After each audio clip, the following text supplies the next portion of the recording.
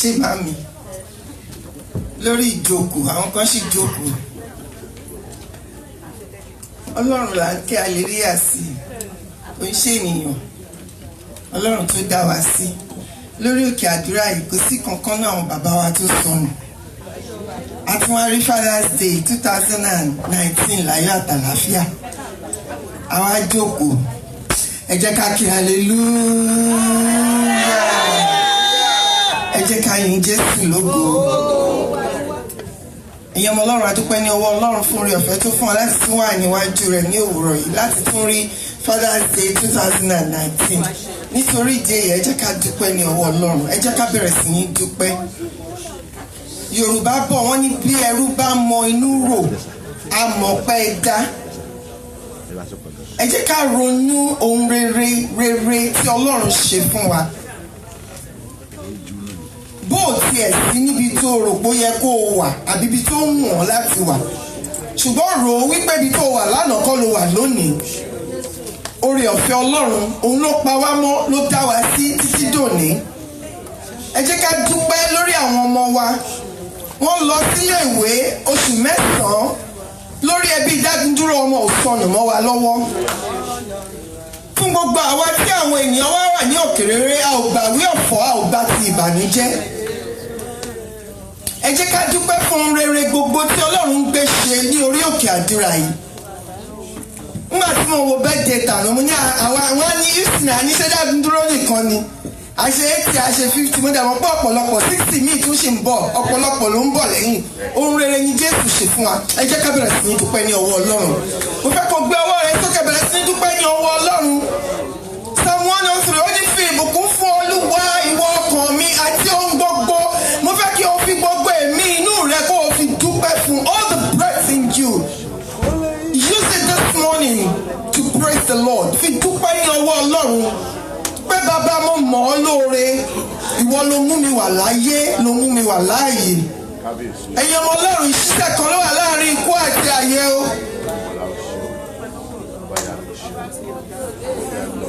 A personal experience láàrin ọ̀sẹ̀ yìí kí ìdílé kan sùn wọ́n jọ kíra wọn ó dàárọ̀ around 1 a.m. ọkùnrin mi kàn gbọ́ Jésù lọ́dẹ̀ ní káwọn jáde within 15 minutes arábìnrin yẹn kú ó ṣe medicine kan ní May tó kọjá yìí medical ó ṣe graduate ní medicine ní tó kọjá yìí ní May tó kọjá yìí. Ẹ jẹ́ ká dúpẹ́ ní ọwọ́ ọlọ́run ẹgbẹ́ra ọlọ́run la fi wà láyé kì í ṣe mímọ̀ ṣe ọ̀pọ̀lọpọ̀ wa ló tẹ̀ ti rìn sí bẹ̀bẹ̀ ikú ṣùgbọ́n ọlọ́run ò fi wá lé ikú lọ́wọ́. Ẹ jẹ́ ká dúpẹ́ ní orí àwọn ọmọ wa a ò mọ ibi tó rìn sí ṣùgbọ́n Olúwa pa wọ́n mọ́ kò jẹ́ ká lójú ẹkún kò jẹ́ ká lẹ́rẹ̀kẹ́ òṣè. Ẹ jẹ́ ká dúpẹ́ lórí bàbá wa Adéyẹyẹ bó ti ń lọ bó ti ń bọ̀ àti màmá wọn lọ wọ́n bọ̀ lórí ẹnì kọ̀ọ̀kan Olúwa ò jẹ́ kó lójú ẹkún ò jẹ́ kó lẹ́rẹ̀kẹ́ òṣè àwọn pápá Olúwa ò jẹ́ kó ṣubú fún ọ̀tàyọ̀. Ẹ jẹ́ ká fi ògo fún Ọlọ́run gẹ́gẹ́ bí ọmọ tó mú oore lónìí. Ẹ jẹ́ ká dúpẹ́ ní orí gbogbo àwọn ọkùnrin ní Dágúndúró ní orí àwọn bàbá wa Olúwa pa wọ́n mọ́ bó ti ń lọ lójoojúmọ́ tó wà ń tà máa jẹ kiri ohun tó máa jẹ wọ́n ní ọjà kó pàdé wọn olùgbàdì ẹjọ́ wọn olùgbàdì ẹ̀wọ̀n wọn ò tó kú. Ẹ jẹ́ ká dúpẹ́ àwọn gbọ́dọ̀ jẹ́ pé ìyáálé nítorí pé a wà ní ipò wa òun ni Olúwa fi fún wa lórí ọ̀fẹ́ láti lè kẹ́ wọn láti lè gẹ̀ wọn to celebrate them today. Ẹ jẹ́ ká dúpẹ́ ní ọwọ́ ọlọ́run. Ní gbogbo ọ̀nà ọlọ́run a mọ̀ ọ́ lóore pàápàá ní orí òkè yìí ó jẹ́ káyé béèrè wípé níbo ni ọlọ́run wá wà. Ní orí òkè yìí kò sí ohunkóhun tá a dáwọ́ lé tí ẹ̀yin ọlọ́run ò bá wa ṣe tẹ̀sí ń gbògbó tẹ̀ ń gbògbó fún wa. Àgbẹ̀ yìí ga pàápàá lórí àwọn bàbá wa àti ìdílé wọn nítorí pé wọ́n dúró làwọn náà ṣe dúró dá ń tẹ̀lé wọn. Ọlọ́run gbọ́ ọpẹ́ wa. Adúpẹ́ fún un tí ó ṣe nínú ìsìn ọjọ́ òní Ọlọ́run gba yín wa. Bàbá wa lórí orílẹ̀-èdè tá a wà yìí àti bí a ti sọ̀ wá gbẹ̀ngà ní gbogbo ọ̀nà àmọ́ lóore nítorí pé ìwọ ni Ọlọ́run. Ẹ bọ ọpẹ́ wa ní òwúrọ̀ yìí lórí òkè Dágúndúró jẹ́ kó ṣe mímọ́ kó ṣe ìtẹ́wọ́gbà. Àwọn ìyá òsì máa gbé ọ̀gá ní orúkọ Jésù Kristi Olúwa wa. Ẹ jẹ́ ká tẹrí ọkàn wa bá. 1 John 5:17 ó ní gbogbo àìṣòdodo òun ni ẹ̀ṣẹ̀. Ó ti parọ́ láàárọ̀ yìí, ó ti rèrò kúrò. Bíbélì dẹ̀ sọ fún wa pé ojú ẹlẹ́ṣẹ̀ kò lè rí ògo Ọlọ́run. Ẹ jẹ́ ká jẹ́wọ́ ẹ̀ṣẹ̀ wa, ká bẹ̀bẹ̀ nítorí ikú Jésù lórí igi àgbélébùú. Ẹ̀jẹ̀ ọ̀wọ́n lọ́wọ́ ni tó ta sílẹ̀ tó ń fọhùn àánú. Ẹ jẹ́ ká sọ fún Ọlọ́run, fọhùn àánú sínú ayé mi lónìí. Ẹ jẹ́ ká tọrọ. Ẹ̀ṣẹ̀ lọ́rọ̀ lérò ní ìṣe ohun gbogbo tí Sátánì ń tọ́ka sí torí iṣẹ́ tó wáyé wá ṣe nìyẹn. Láti jí, láti pa, láti bàjẹ́. Ṣùgbọ́n Bíbélì ní àwa ní alágbàwí kan tó jókòó ní ọwọ́ ọ̀tún bàbá tó ń ké àánú fún wa. Ẹ jẹ́ ká sọ fún Ọlọ́run lónìí, Ọlọ́run dáríjì mi. Gbogbo ohun tí Sátánì fi ń sùn mí pé àánú ò tọ́ sí mi lónìí nítorí ẹ̀jẹ̀ rẹ̀, Ọlọ́run ṣàánú, àánú tó ń ṣògo lórí ìdájọ́ ní orúkọ Jésù Kristi Olúwa wa. Ẹ jẹ́ ká sọ fún Ọlọ́run ká tó débí. Àwa mọ̀ pé Ọlọ́run ń gbé ní ibi, ẹ̀mí mọ́ wà ní ibi. Ṣùgbọ́n a fẹ́ ìfarahàn Ọlọ́run ní àárọ̀ yìí ní ọ̀nà tó tún yàtọ̀, pàápàá nínú ayé àwọn bàbá wa. Ẹ jẹ́ ká sọ fún Ọlọ́run, ẹ̀mí mọ́ gba àkóso àdúrà, ẹ̀mí mọ́ rìn láàrin wa. Gbogbo ètò tá a ṣe lónìí, Ọlọ́run jọba. Ẹ jẹ́ ká sọ fún Ọlọ́run, tá a bá rí agbára kágbára tá a wá nu Kristi tí a kò rí, kí Ọlọ́run kó gbé sínú ìdè. Ẹ̀mí mọ́ kó gba àkóso ní orúkọ Jésù Kristi Olúwa wa. Ẹ jẹ́ ká sọ fún Ọlọ́run, gbogbo àwọn ẹlẹgbẹ́ wa tó ń bọ̀ lọ́nà àbí tó yẹ kó wà ní ibi tí wọ́n sì ń fẹsẹ̀ palẹ̀ tí Sátánì fẹ́ gbé mọ́lé, ẹ̀mí mọ́ kó sọ wọ́n jí. Àwọn tó ń bọ̀ lọ́nà bó ti sọ wa débi kó sọ gbogbo wọn débi láyà àtàlàfíà àdúrà.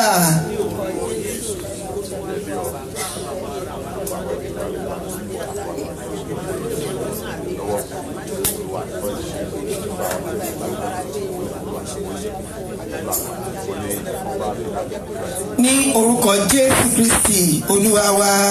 Ẹ jẹ́ ká fi gbogbo àwọn bàbá wa àti àwọn ọkùnrin potential fathers lé Ọlọ́run lọ́wọ́.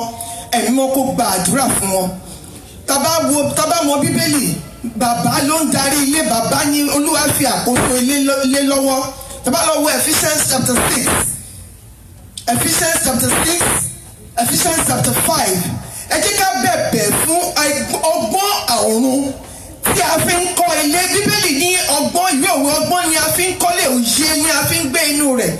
Lónìí, anointing of fatherhood according to the will of God, gẹ́gẹ́ bí ìfẹ́ Ọlọ́run, ìfàmì òróró yàn láti ṣe bàbá gẹ́gẹ́ bí ìfẹ́ Ọlọ́run, kí àdúrà wọn kó lè gbà. Torí Bíbélì sọ fún wa ní 1 Peter chapter 3:7, ọkùnrin tí ò bá ṣe déédéé ó ní àdúrà rẹ̀ kò lè gbà. Ẹ jẹ́ ká gbàdúrà gẹ́gẹ́ bí ìyá abiyamọ ẹ̀làwìn for our potential fathers, for all our fathers. Ìfàmì òróró yàn tí wọ́n fi ṣe bàbá rere gẹ́gẹ́ bí tí wọ́n fi kú ojú òṣùwọ̀n níwájú Ọlọ́run, kí Olúwa kó tù lé wọn lórí lónìí àdúrà.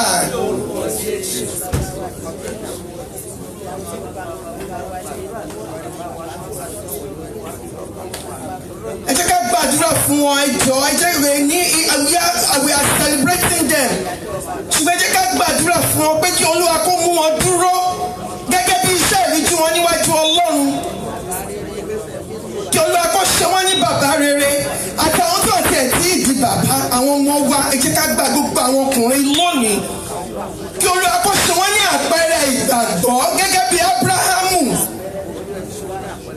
Gbogbo ara ọmọ Bíbélì bí Dáfídì ṣe dá tó fẹ́ràn Ọlọ́run gẹ́gẹ́ bí bàbá, ó mẹ́hẹ. Sámúẹ́lì ó mẹ́hẹ gẹ́gẹ́ bí bàbá. Ipò bàbá dẹ̀ ṣe pàtàkì níwájú Ọlọ́run ọ̀gá ògo. Bíbélì sọ fún ọ́nyá Ábúráhámù, Ọlọ́run sọ nípa Ábúráhámù pé òun mọ̀ wí pé yóò tọ́ àwọn ọmọ rẹ̀ ní ọ̀nà ti òun. Ẹ jẹ́ ká sọ fún Ọlọ́run ìfàmì ọ̀rẹ́ tó máa fi tú àwọn ọmọ wọn, tó máa fi kọ́lé wọn kó lọ àkójọ kó tu lé wọn lórí. Bá a ṣe ń rí wọn gẹ́gẹ́ bí bàbá, ipò wọn láàrin wa kó má fi ṣòfò. Ọlọ́run kó dì wọ́n mú. Bàbá ògo ni fún orúkọ rẹ̀. Ẹ jẹ́ ká wá fi gbogbo wa lé Ọlọ́run lọ́wọ́. Ìpè Olúwa, àní oṣù kẹfà láwa yìí. Ìwé Lúùkù orí kìíní ẹsẹ̀ 26. Ó sọ fún wa wípé ní oṣù kẹfà áńgẹ́lì Gabriel ó lọ sí ọ̀dọ̀ Màríà, ó mú ìròyìn ayọ̀ tọ́ wá. Ẹ jẹ́ ká sọ fún Ọlọ́run, oṣù kẹfà yìí ó ti ń lọ, òní ó ti pín sí méjì látànà báyìí.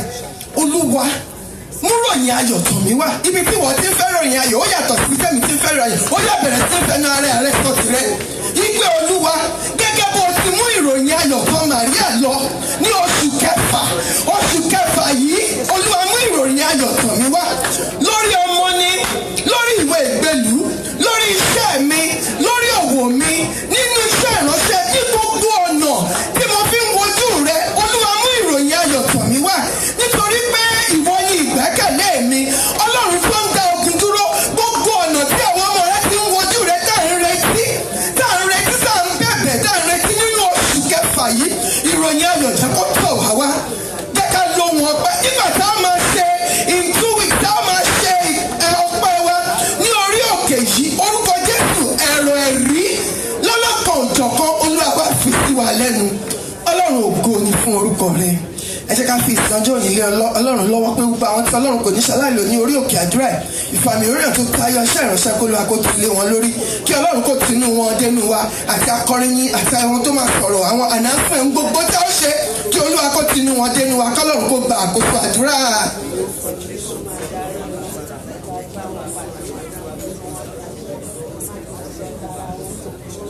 Ní orúkọ Jésù Kristi Olúwa wa, bàbá wa àti Ọlọ́run wa, agbẹ́yìnga ní òwúrọ̀ ìlú agbọ́ ọpẹ́ wa, adúpẹ́ pàápàá jùlọ lórí gbogbo àwọn bàbá wa àti àwọn bàbá lọ́la. Ọlọ́run gba yín wa. Bàbá fi ètò àdúrà tó nílé yín lọ́wọ́ lórúkọ Jésù. Gbogbo bí tá a ti nà pa àdúrà sí Ọlọ́run mú wọlé àṣẹ lọ. Ẹ̀mí mọ́ máa bá wa lọ. Kí ògo kó jẹ́ tiyín, kí ìbùkún kó jẹ́ tiwa. A ó máa yìn ọ́, a ó sì máa gbé ọ̀gá. Ọlọ́run ògo ni fún orúkọ rẹ̀. Ní orúkọ Jésù Kristi Olúwa wa. Àmín. Eke hallelujah. Eke hallelujah. Sí ẹni tó mọ̀re Olúwa ní òwúrọ̀ yìí. Ìwòye ọdún tó kọjá la ṣe Father's Day. Hallelujah.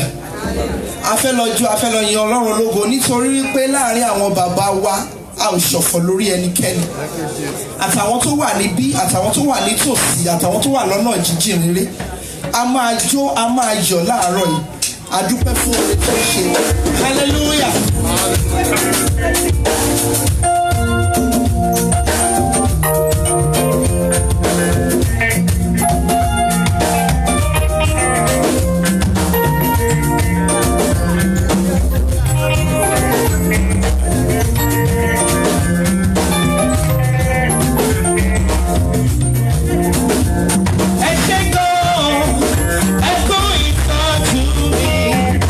Mama,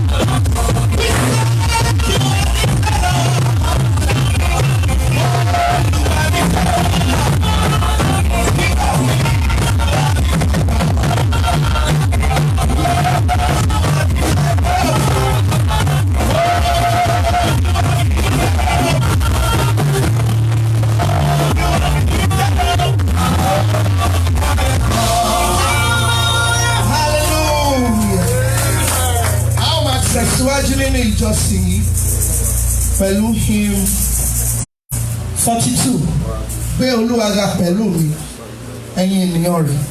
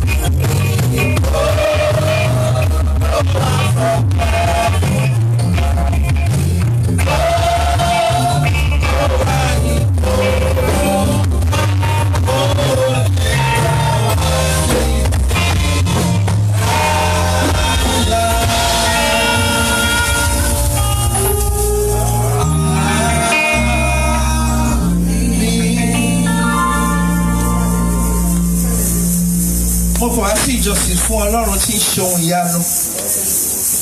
Ọlọ́run tí kò láfiwé. Ó jọba títí ayé. Ó pọ̀ nípa àti agbára. Òun nìkan ṣoṣo ló tó fọpẹ́ fún, ló tó fìyìn fún. Unquestionable God. Ọlọ́run tẹ́nikẹ́ni ò lè bi lẹ́jọ́.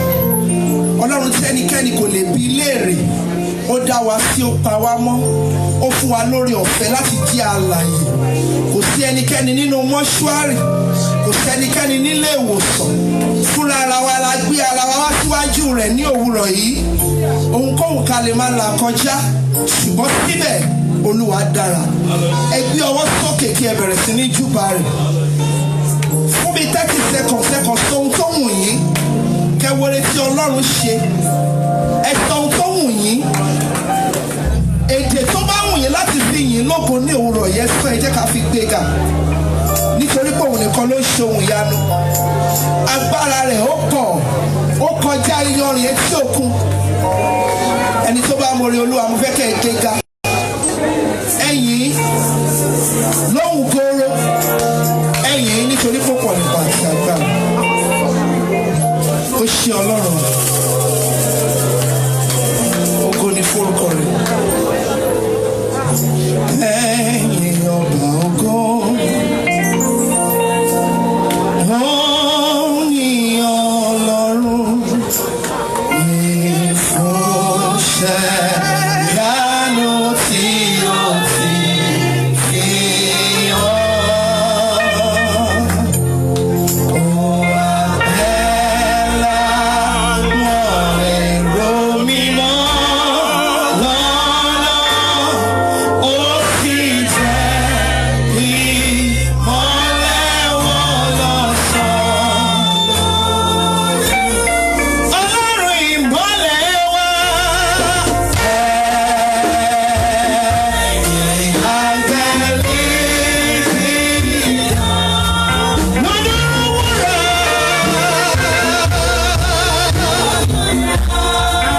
Ní bàbá ìjùbà.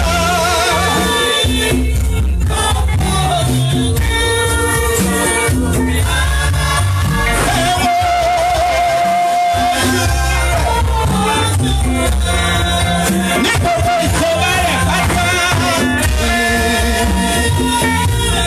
Kò jọba rẹ̀. Ní gbogbo ẹlẹ́sìn rẹ̀. Ní ọ̀sọ́jà èlò. Iṣẹ́ rẹ̀ yóò wáyà. Bí ìbùkún fún Olúwa ìwọ ọkàn mi.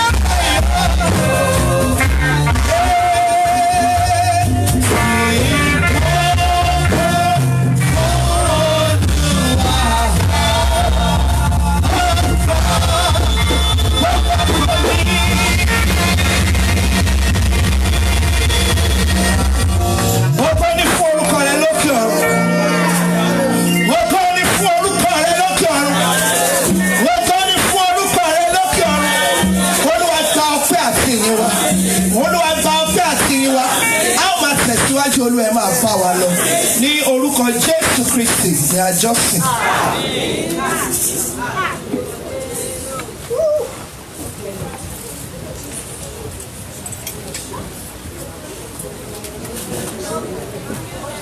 Eke hallelujah. Eke hallelujah. Eke hallelujah. Adúpẹ́ lọ́wọ́ Ọlọ́run ọba tí ó mú kí ẹ̀mí wa kiri ọjọ́ lẹ́yìn àtàlàáfíà. Àwọn ọkùnrin tó wà níbí láàárọ̀ yìí kó tó lọ yọ̀ǹda láwọn bàbá wa. Ẹ jẹ́ ká dé dúró ọkùnrin tí ìṣeporo sọ tó wọ ṣòkòtò. Ọkùnrin tó wọ ṣòkòtò ọkùnrin lè ṣòkòtò ló wọ̀. Ẹ̀yin ọkùnrin sẹ́yìn gbogbo àpé bàbá ronú tá a wo tó ló wá sínú ayé wa a ó rí pé ọpẹ́ yìí Ọlọ́run àbí bẹ́ẹ̀ kọ́ náà láìkó yóò nílùú gbòǹgbòǹ báyìí wọ́n káwọn ọkùnrin ká kí aleluya mẹ́ta tó gbóná kí àwọn màmá wa bẹ́ẹ̀ tó gbé sáwọn ọkùnrin tó wà bíbá ẹ lélẹ́yìí aleluya mẹ́ta o.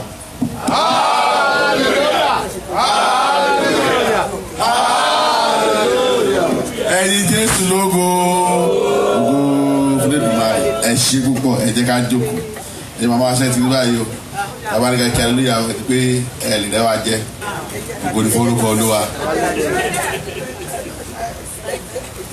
Adúpẹ́ pẹ̀lú amúadé ọjọ́ láti láfíà àyájọ́ ọjọ́ tí à ń dúpẹ́ lọ́wọ́ Ọlọ́run fún ìpamọ́ àti ààbò àti ìgbà tí àwọn ọmọ àti aya ń fi ìmoore hàn lọ́wọ́ Ọlọ́run lórí àwọn ọkọ pé Olúwa dá wa sí ìyàwókò yìí ògo ní forúkọ Olúwa òun yóò sì ní aṣírò àyájọ́ báyìí ọjọ́ báyìí gbẹ̀yìn Olúwa dá ẹ̀mí nìkan kan wá sí kò jẹ́ kí àwọn ọmọ kó sọnù mọ́ wa lọ́wọ́ kò jẹ́ kí aya kó sọnù mọ́ wa lọ́wọ́ àwa náà wà láàyè ara wa ògo ní forúkọ Olódùmarè jẹ́ kí a fi sáwọn ìfilọ̀ wa àwọn iṣẹ́ ìránṣẹ́ tí ọjọ́ òní ó pọ̀ díẹ̀ amúnikán kankan a fẹ́ kí gbogbo àwọn tó bá wa jọ́sìn nígbà àkọ́kọ́ ní pàtàkì jùlọ bí àwọn tó bá wa jọ́sìn nígbà àkọ́kọ́ ti ń di dúró láti kí wọn à ń fẹ́ kí àwọn ọmọ Ọlọ́run máa wa tó wá láti Nàìjíríà àti ẹbí àwọn náà ní ẹbí bàbá wa aṣíwájú alàgbà díákónì obìnrin màmá wa Àríyìbí àti àwọn ọmọ wọn wà láàrin wa wọn wá láti Nàìjíríà ẹ̀kẹ́ hallelujah gbogbo aláwọn bá wa Àríyìbí pèsè Àríyìbí tí wọ́n máa wá lọ́dọọdún ní gbogbo ìgbà olùrànlọ́wọ́ wọn nìyí àti àwọn ọmọ búra wálé dídúró àti àwọn tó kù àwọn gbogbo ẹni tí a bá jọ sún bá àwọn kẹ́ dídúró káàkiri káàbọ̀ pẹ̀lú wọn bákan náà ok Àríyìbí ẹ̀kẹ́ hallelujah àwọn hallelujah mẹ́ta kí wọ́n káàbọ̀ sáànù ẹ̀ báyìí o hallelujah mẹ́ta o hallelujah hallelujah hallelujah ẹ̀yin Jésù lógo ògo fúnlẹ̀dùmarè hallelujah hallelujah hallelujah marching on our church is marching on the gate of hell shall not prevail and the church is marching on and the church is marching on and the church is marching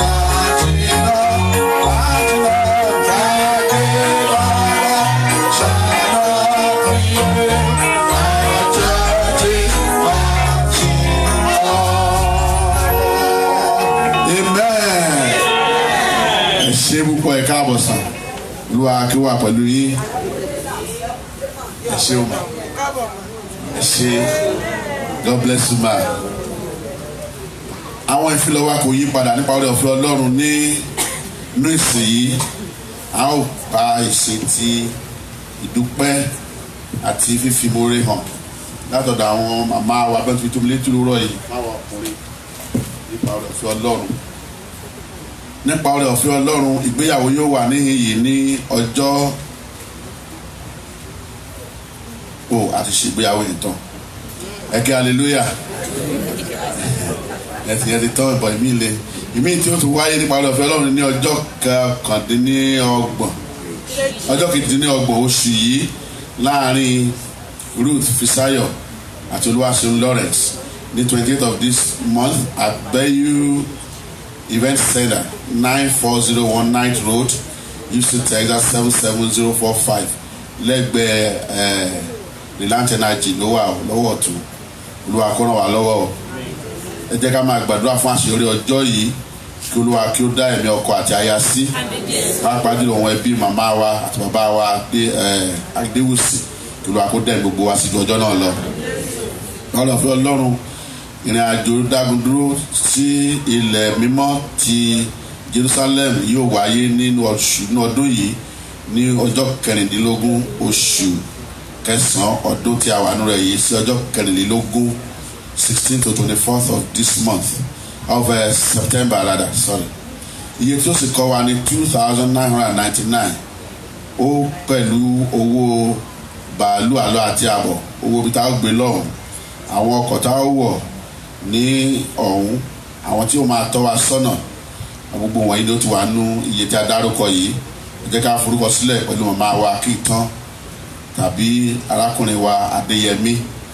Olúwa kó ràn wá lọ́wọ́. A lè dá owó yìí a lè pín lọ́nà bí méjì mẹ́ta kí ó lè rọ̀ wá lọ́rùn. Ní ìpàdé ọ̀fẹ́ Ọlọ́run ní ọjọ́ 21 oṣù kọkànlá ọdún yìí sí ọjọ́ 22 dágúndúró ń lọ sí ìlú London ìlú ọba. Ẹ kí hallelujah. Ìlérí tí Olúwa ṣe Olúwa mú wọn ṣẹ.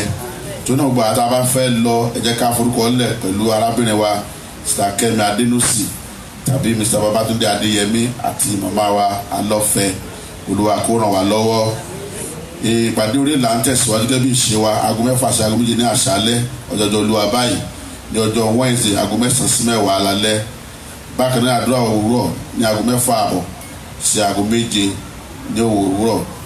Bákan náà ní ọjọ́ Wednesday yẹn èdè òyìnbó ni o. Ní ọjọ́jọ́ Tuesday à ń pàdé níhìn yìí ní aago 9 sí aago 10 ní àdúrà nínú ilé ìsìn yìí. Olúwa yóò máa gbà àwọn àdúrà wa.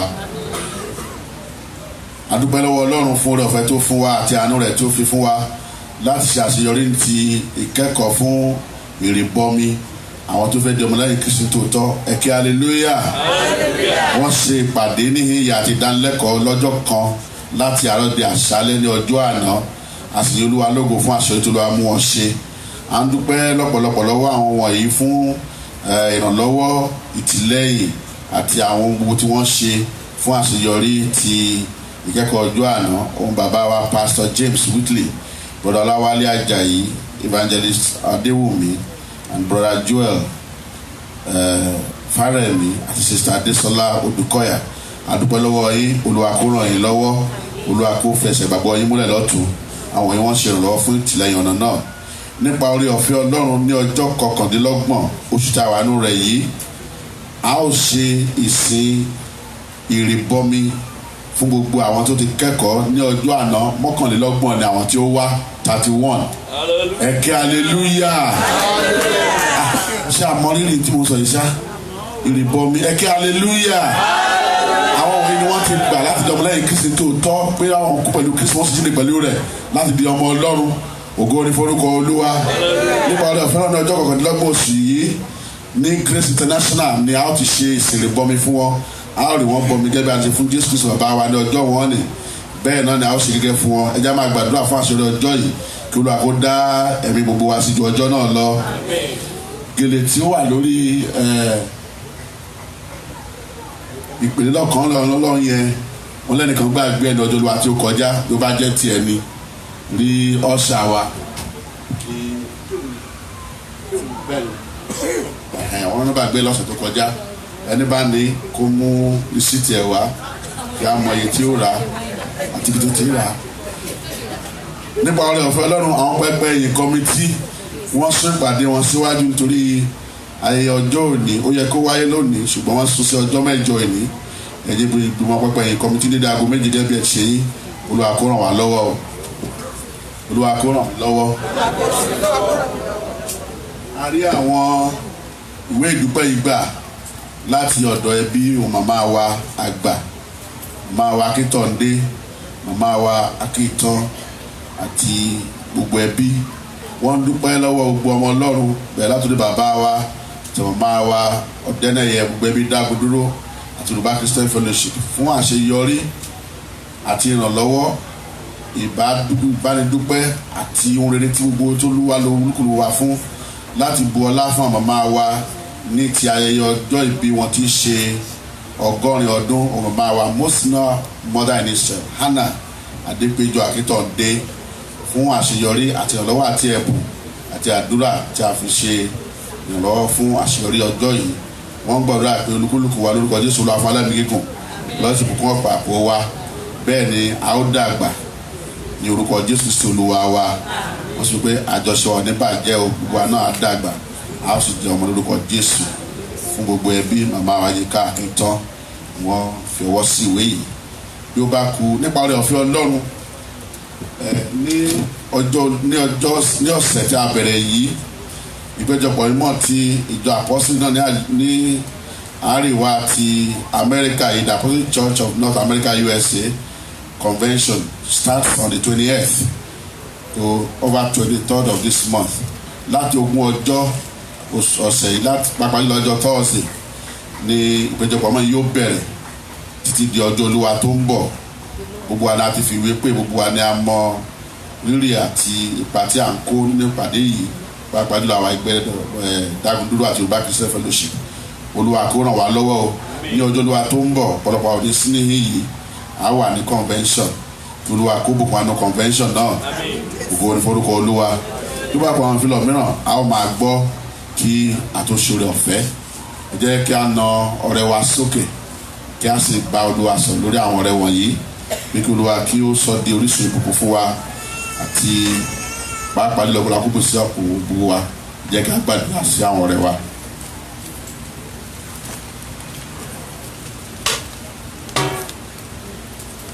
Bàbá wa ọ̀run ayé ọ̀dọ́pọ̀lọpọ̀ fún ètò mú wa ṣe ní ti àwọn ọrẹ tí àti ìdámẹ́wàá èyí tí amúwáńdé àwòwá lówùrọ̀ yìí Olúwa gba ọpẹ́ àti ìyìn wa afẹ́kọ̀ọ́ yà wọ́n símọ́ kí o sọ di orísun ìbùkún fún wa lórúkọ Jésù Olúwa ṣe bẹ́ẹ̀ bọ́ tí ó mú ọrẹ wá lórúkọ Jésù Olúwa àbùkù wa àti ìdámẹ́wàá àtọ̀rẹ yìí Olúwa yà á símọ́ jẹ́ ká lè dẹni àbùkù fún a ó sì máa gbé ọ̀gá títí lórúkọ Jésù Kristi Olúwa tó gbọ́lá wa pẹ̀lú ijó àti ayọ̀ nígbà tí àwọn ẹgbẹ́ akọni yóò máa fún wa lórí dídùn a ó máa mú ọrẹ àti ìdámẹ́wàá wa wá.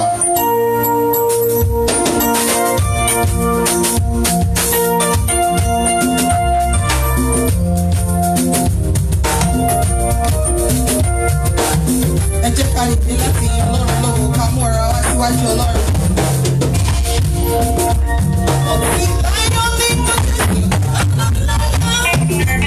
Ọba mi yóò lọ sí fẹ́rẹ̀ mi padà. Ìsìn ayẹlẹ mi ó hallelujah. Hallelujah. Ọba mi olóye ó ti lára. Hallelujah. Hallelujah. Ọba mi kọ́ orí sára. Ìsìn ayẹlẹ mi ó hallelujah.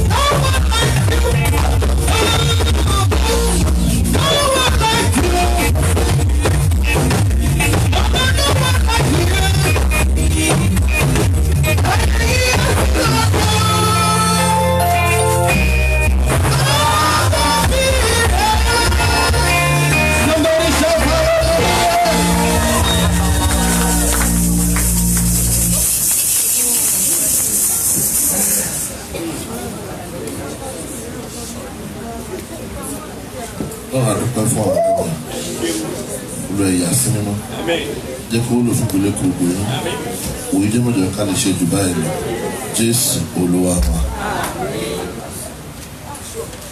ẹ kí hallelujah. a lọ láti lọ gbọ́rọ̀ Ọlọ́run ní gbogbo ayé tó darí àwọn bá wa lówùrọ̀ yìí. ẹ jẹ́ ká darapọ̀ mọ́ mi ká ti yin Olúwa lógo nígbà tá à ń pa bá wa sórí òkè yìí láti wá fẹ̀rẹ̀ Ọlọ́run bọ̀ bá wa olùṣọ́ àgùntàn Henry Ọ̀dẹ́nẹ̀yẹ Olúwa kó bùkún wa nínú iṣẹ́ ìránṣẹ́ wọn lówùrọ̀ yìí. lẹ́yìn èyí ẹ̀yin ọmọdé fún gbogbo àwọn Sunday school presentation tẹ bá TFT ṣètò sílẹ̀ ẹ jọ tí a bá ti ṣe ọ̀rọ̀ Ọlọ́run tán kí ẹ máa bọ̀ wá síwájú. Hallelujah. Hallelujah. Hallelujah. Ẹ ṣé mo kí gbogbo ọkùnrin àpò ọdún òní o. Àṣẹ yìí ṣàmọ́dún lórúkọ Jésù. Gbogbo ohun tí ó jẹ́ ohun àmúyẹ tí Ọlọ́run fi dá wa lọ́lá bí ọkùnrin lórúkọ Jésù a ó lò fún ògo Ọlọ́run lórúkọ Jésù. Orí l'Olúwa fi wá ṣe, orí wa ò ní dìrù lórúkọ Jésù Kristi. Ibi orí ni ẹnu gbé wà, etí, ojú lórúkọ Jésù ìran ìtẹ̀síwájú tí ó gbé ẹbí wa sókè Olúwa fi hàn wá lórúkọ Jésù. Ìró ọ̀run tá a fi darí ẹbí wa dáàní fi ṣì wọ́n lọ́nà a ó máa gbọ́ nígbà gbogbo lórúkọ Jésù. Ẹnu wa á kálẹ̀ lórúkọ Jésù Kristi nítorí kò sí àìdí àtẹ̀yàn ní ayé kì í gbọ́ tiẹ̀ tí ò bá lówó lọ́wọ́ Bíbélì sọ pé akẹ́gbọ̀n ọgbọ́n tálákà nítorí pé kò dókòkò ohun rẹ̀ ò dókè lórúkọ Jésù Kristi ohun yẹn á dókè lórúkọ Jésù. Ẹjá tẹ̀lé ọkàn wa bá níwọ̀nba ìṣẹ́jú méjì tí a fi bá Olúwa yóò fi bá wa sọ̀rọ̀.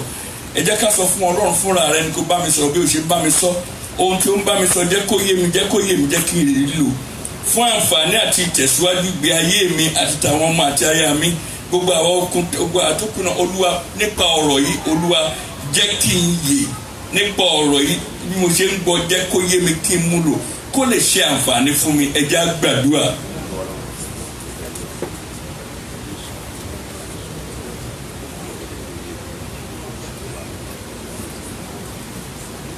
ní orúkọ Jésù Kristi Olúwa wa ìránṣẹ́ Ọlọ́run ọ̀kẹ́ wọn gbàdúrà.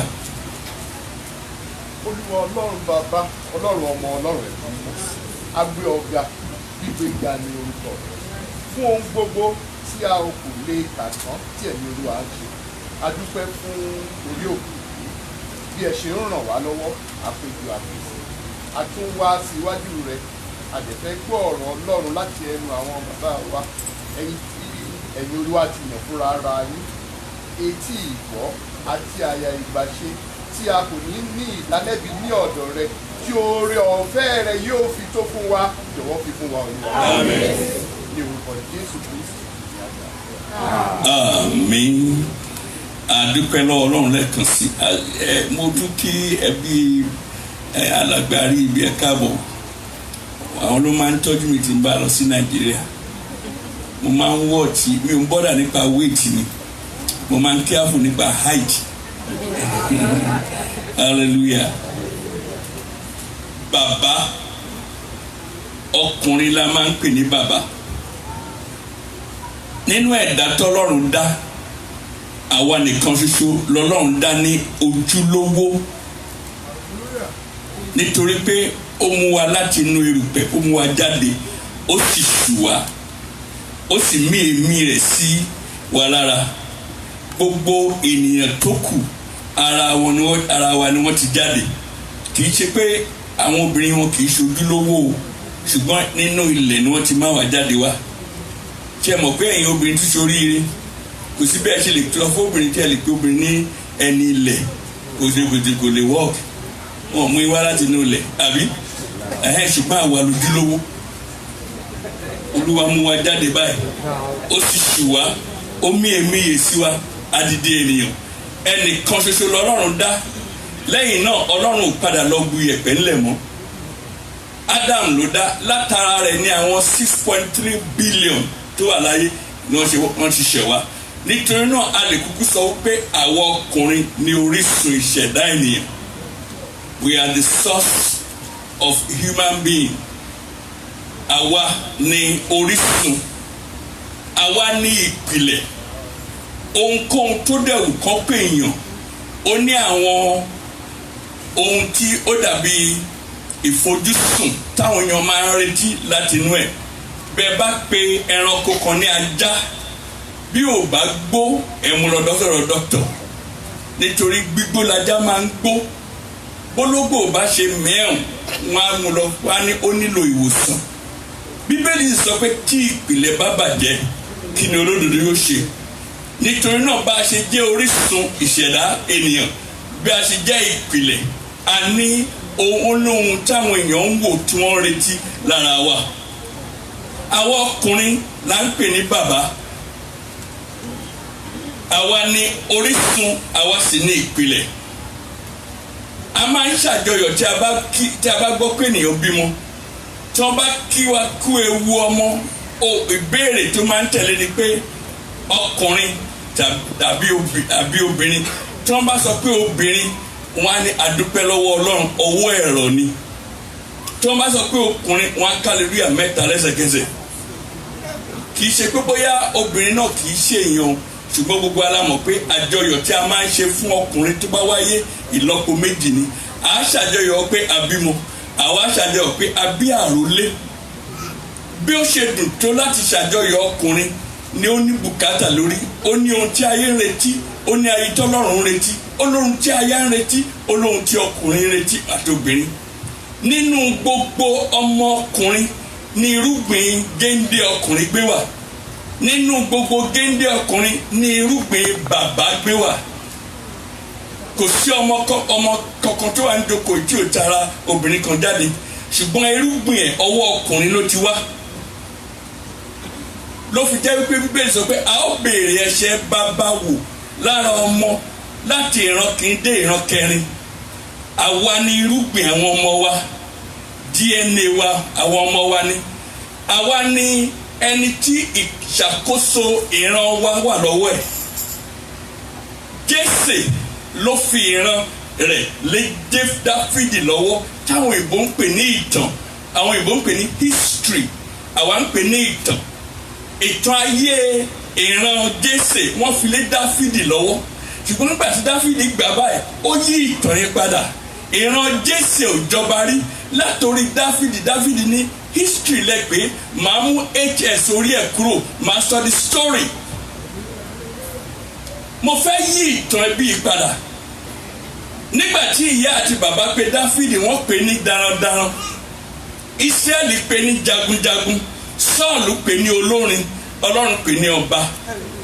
Hallelujah. Bá a ṣe ń ṣàjọyọ̀ ọdún bàbá yìí, mo pè àwọn ọkùnrin ká kíyèsí ipò wa. Tí ẹbí ò bá lè gba ìbùkún dúró tó, ẹ wádìí ìpìlẹ̀. Tí ẹ bá ṣe ìpìlẹ̀ lé, tí ẹ bá sọ pé upshare lẹ fẹ́ fi ṣe, bá a ṣe pè ní mo ṣe pè yẹn o. Tó bá yẹ pé upshare story kan ni, 2-story building náà làwọn ń pè ní story building kan ní Nàìjíríà, àbí ilé ilẹ̀ story building, ilé abágbé kan lé wọ́n á pè ní 2-story nílùú yìí, àbí lọ́dọ̀ wa 1-story building ni. Ìpìlẹ̀ tí wọ́n ń ṣe fún story building kọ́ ni wọ́n ṣe fún story building mẹ́wàá. Ẹ̀yin bàbá ẹjẹ́ amúra, bá a bá ń béèrè fún Ọlọ́run, a bá ń bẹ Ọlọ́run fún ìbùkún, ìpìlẹ̀ tá a bá fi lélẹ̀ ló máa determine irú iye ìbùkún tọ́lọ́run máa fún ẹbí wa. Bí ìpìlẹ̀ bá bàjẹ́, kò sí nǹkan tó lódodo lè ṣe. Ọlọ́run ṣetán láti gbọ́ àdúrà wa, ṣùgbọ́n á wo ìpìlẹ̀. Ẹbí tí bàbá yẹn sọ pé kí n bùkún fún, mo fún ní $5,000 tó gbà fún tax returns. Ó já mọ́ mi lọ́wọ́, áńgẹ́lì méje ni mo fi wá mi ò rí. Ìgbà náà ló máa sọ fún ìyàwó pé iṣẹ́ wà níbì kan, mi ò ní gbélé. Eléyìí ò wá sá mọ́ mi lọ́wọ́ tó bá rí 10,000. Ìpìlẹ̀ tí ìpìlẹ̀ bá bàjẹ́, kí ni olódodo yóò ṣe? Irú ìpàdé báyìí, irú ọjọ́ báyìí ni ọjọ́ tí a máa ń fi ń bára wa sọ̀rọ̀ gẹ́gẹ́ bí baálé, gẹ́gẹ́ bí ọkùnrin. Àwa ní ìpìlẹ̀, àwa sì ní àlùfáà àti wòlíì ilé wa. Ìwé Éfésù orí 5 ẹsẹ̀ 22. Àwa ní àlùfáà àti wòlíì ìdílé wa. Ephesians chapter 5 verse 23. lágbára ọlọ́run a máa ṣètò ìdánilẹ́kọ̀ọ́ fáwọn ọkùnrin, a máa ya ọjọ́ tí a máa ṣe ìdánilẹ́kọ̀ọ́ fáwọn ọkùnrin, a máa ṣe tàwọn obìnrin náà. Ó dáa ká máa ránra wa létí ojúṣe wa, nítorí bẹ́ẹ̀ sọ pé àwọn èèyàn mi ń ṣègbé nítorí wọn ò ní ìmọ̀. Ó ṣeé ṣe ká sọ àǹfààní iyebíye nù nígbà tí a bá mọ ojúṣe wa, tí a bá sì mọ bá a ṣe ń gbẹ̀tọ́ wa lọ́dọ̀ Ọlọ́run. Yes ma. Nítorí pé ọkọ yín ṣe orí aya gẹ́gẹ́ bí Kristi ti ṣe orí ìjọ ènìyàn rẹ̀, òun sì ni olùgbàlà ara. Ọkọ ní ṣe orí ara bí Kristi, à ń gbà lọ́dọ̀ Kristi nígbà gbogbo. Kristi ni àlùfáà wa, Kristi ni wòlíì wa, àwa náà ni àlùfáà àti wòlíì ìdílé wa. Ẹ jọ̀ọ́ ẹ̀yin bàbá, ẹ jẹ́ ká máa dìgbà máa pe ìpàdé àdúrà láàrin ìdílé wa. Ẹ ò nílò láti di pásítọ̀. Kí n tó di pásítọ̀ ni mo ti ń pe ìpàdé àdúrà láàrin ẹbí mi. Kí n tó di pásítọ̀ ni mo ti ń ṣe. Àwọn ọmọ ń ṣe ní ìsìn. Níjọ́ kan ọmọ mi Facebook mi text mi, ó ní thank you for being my father, for being my baba. Mo wá pè pé ó ẹ̀ṣẹ̀ mọ̀ pé bàbá mi ní ẹnu, bàbá mi èmi ni bàbá ẹ̀ ni. Ó ní rárá, ó nígbà táwọn ṣèpàdé àdúrà láàárọ̀, nígbà táwọn ọmọ òun béèrè question kan, ó lóun wá rántí pé nígbà táwọn wà kékeré òun náà máa ń béèrè question, ó níyẹn lòun rántí tó ń ṣe text mi. Kò sí nǹkan kan tí mo fi ṣorí tẹ̀yìn náà fi ṣorí. Ẹ jẹ́ àdìde, èmi ò pásítọ̀ bíbá ẹni mi, pásítọ̀ lẹ́yìn ní ẹ̀yin bàbá. Ẹ jọ̀ọ́ mo bẹ̀ yín, bó ìwọ̀nba tí ẹ bá mọ̀ ní Bíbélì, ẹ fi kọ́ àwọn ọmọ yín, ẹ jẹ́ àfi gbàdúrà pẹ̀lú wọn. Hallelujah, hallelujah. Ádámù ò ṣe bẹ́ẹ̀, Ádámù ló kó bá wa. Tí wàá gbé ṣe Bible study ni, ohun tọ́lọ́run sọ fún kó sọ fún Éfà ni, á ti kàwọn èèwọ̀ fún pé Éfà kíyèsí o, èso yìí wọn ò gbọdọ̀ jẹ. Ọlọ́run sọ gbogbo èèwọ̀ ó kà á fún Ádámù. Ádámù gbà ó gbé mi, kò ṣèpàdé family, kò ṣe Bible study nínú ilé. Obìnrin àwọn wá ń blame obìnrin nígbà tí wọ́n ti ṣe ó ní kì í ṣe mi, ó ló obìnrin tí ó fi fún mi ni. Hallelujah. Olùkọ́ni láti jẹ́ ìwé Deuteronomy orí 6 ẹsẹ̀ 6 sí dé 9. Olùkọ́ni láti jẹ́, kì í ṣe pé ká máa kọ́ wọn nípa ọ̀rọ̀ ẹnu nìkan ṣú, ìwà àti ìṣe wa láti kọ́ àwọn ọmọ. Kò sọ́mọ kankan tó wà independent. Ẹ jẹ́ ká sọ tọ́ fún wa bí mo ṣe wà kí n tó nígbà tí bàbá mi ò tí kú, mo sì ń gbẹ̀kọ́ lọ́dọ̀ wọn. Independent wo ni mo ní? Interdependency ló wà ní Bíbélì, kò sí independent. Ọmọ kankan ò ní àǹfààní àti ṣe bó ṣe wù. Bíbélì sọ ó ní ọmọ tí a bá fi ilẹ̀ kó ṣe bó ṣe wù, ó lásọnù, á mú ìtìjú wá bá wa. Kìlómítà àbí tí a dé nísinsìnyí àwọn ò tí ì débẹ̀. Ẹ sọ fún wọn pé ọmọ mi gbọ́ o, tí ẹ bá dé kìlómítà 37, ó ti pé 37 ní ẹnu marriage o. Ọmọ mi tí o ti ẹ pé marriage jẹ 2 years, 2 kìlómítà 37 gégélé kan wà ń bẹ̀. Kí á fò reduce speed ẹ o, ó lè gba steering lọ́wọ́ ẹ o, kò tí ì débẹ̀ ṣùgbọ́n o ti fi kọ́. Tí o bá wá fi ní ìpínlẹ̀ kókó máa lọ at the age of 21, tó bá dé 37 eré ló máa bá wọ bẹ̀. Kò sí speed sign kan tí wọ́n lè gbé síbẹ̀ nítorí ìkìlọ̀ tó ń gbé speed sign tó ń gbé síbẹ̀ kò lè recognize bí speed sign tó gbọ́ látẹnu bàbá ẹ̀. A ní ìjọba tún dé ni wọ́n ní ká máa sáré nígbà bàbá mi ní tí a bá dé ibà a ò gbọ́dọ̀ sáré. Mo bẹ̀ wá èèyàn ọmọ Ọlọ́run ẹ̀gbọ́n náà, gbogbo àwa ọkùnrin orí yín ò ní dìrù lórúkọ Jésù. Ṣé a mọ̀ pé kò lè burúburú ká pe ọmọ ní bàbá wa? Ṣé a lè ṣe pàṣípàrọ̀ àyè? Kí ni ọ̀nà PhD lọ́mọ mi ti gbà nísìn, ìwọ ni bàbá mi o. Anytime tí o bá pè mí sà ni máa dáhùn. Ṣé o lè ṣe bẹ́ẹ̀? Tí o bá lè ṣe bẹ́ẹ̀, a ò lè ṣe pàṣípàrọ̀ ojúṣe wa pẹ̀lú àwọn ọmọ. Ẹ ń kà mọ́ mi. Àti ọ̀rọ̀ wọ̀nyí tí mo pa láṣẹ fún ọ ní òní. Ọlọ́run ló ń bá àwọn ọkùnrin sọ̀rọ̀.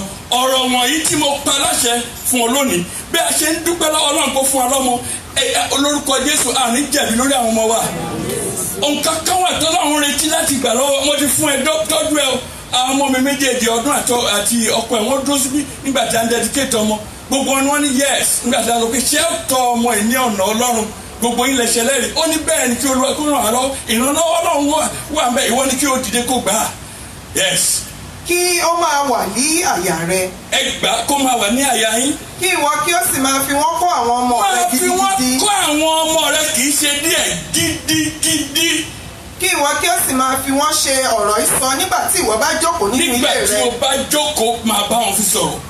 àti nígbà tí ìwọ bá rìn lé ọ̀nà àti nígbà tí ìwọ bá dùbúlẹ̀ àti nígbà tí ìwọ bá dìde kí ìwọ kí ó sì so wọ́n mọ́ ọwọ́ rẹ fún àmì kí wọn kí ó sì máa ṣe ọ̀já ìgbàjú níwájú rẹ kí ìwọ kí ìwọ kí ó sì kọ wọ́n sára òpó ilé rẹ àti sára ilẹ̀kùn ọ̀nà òde rẹ.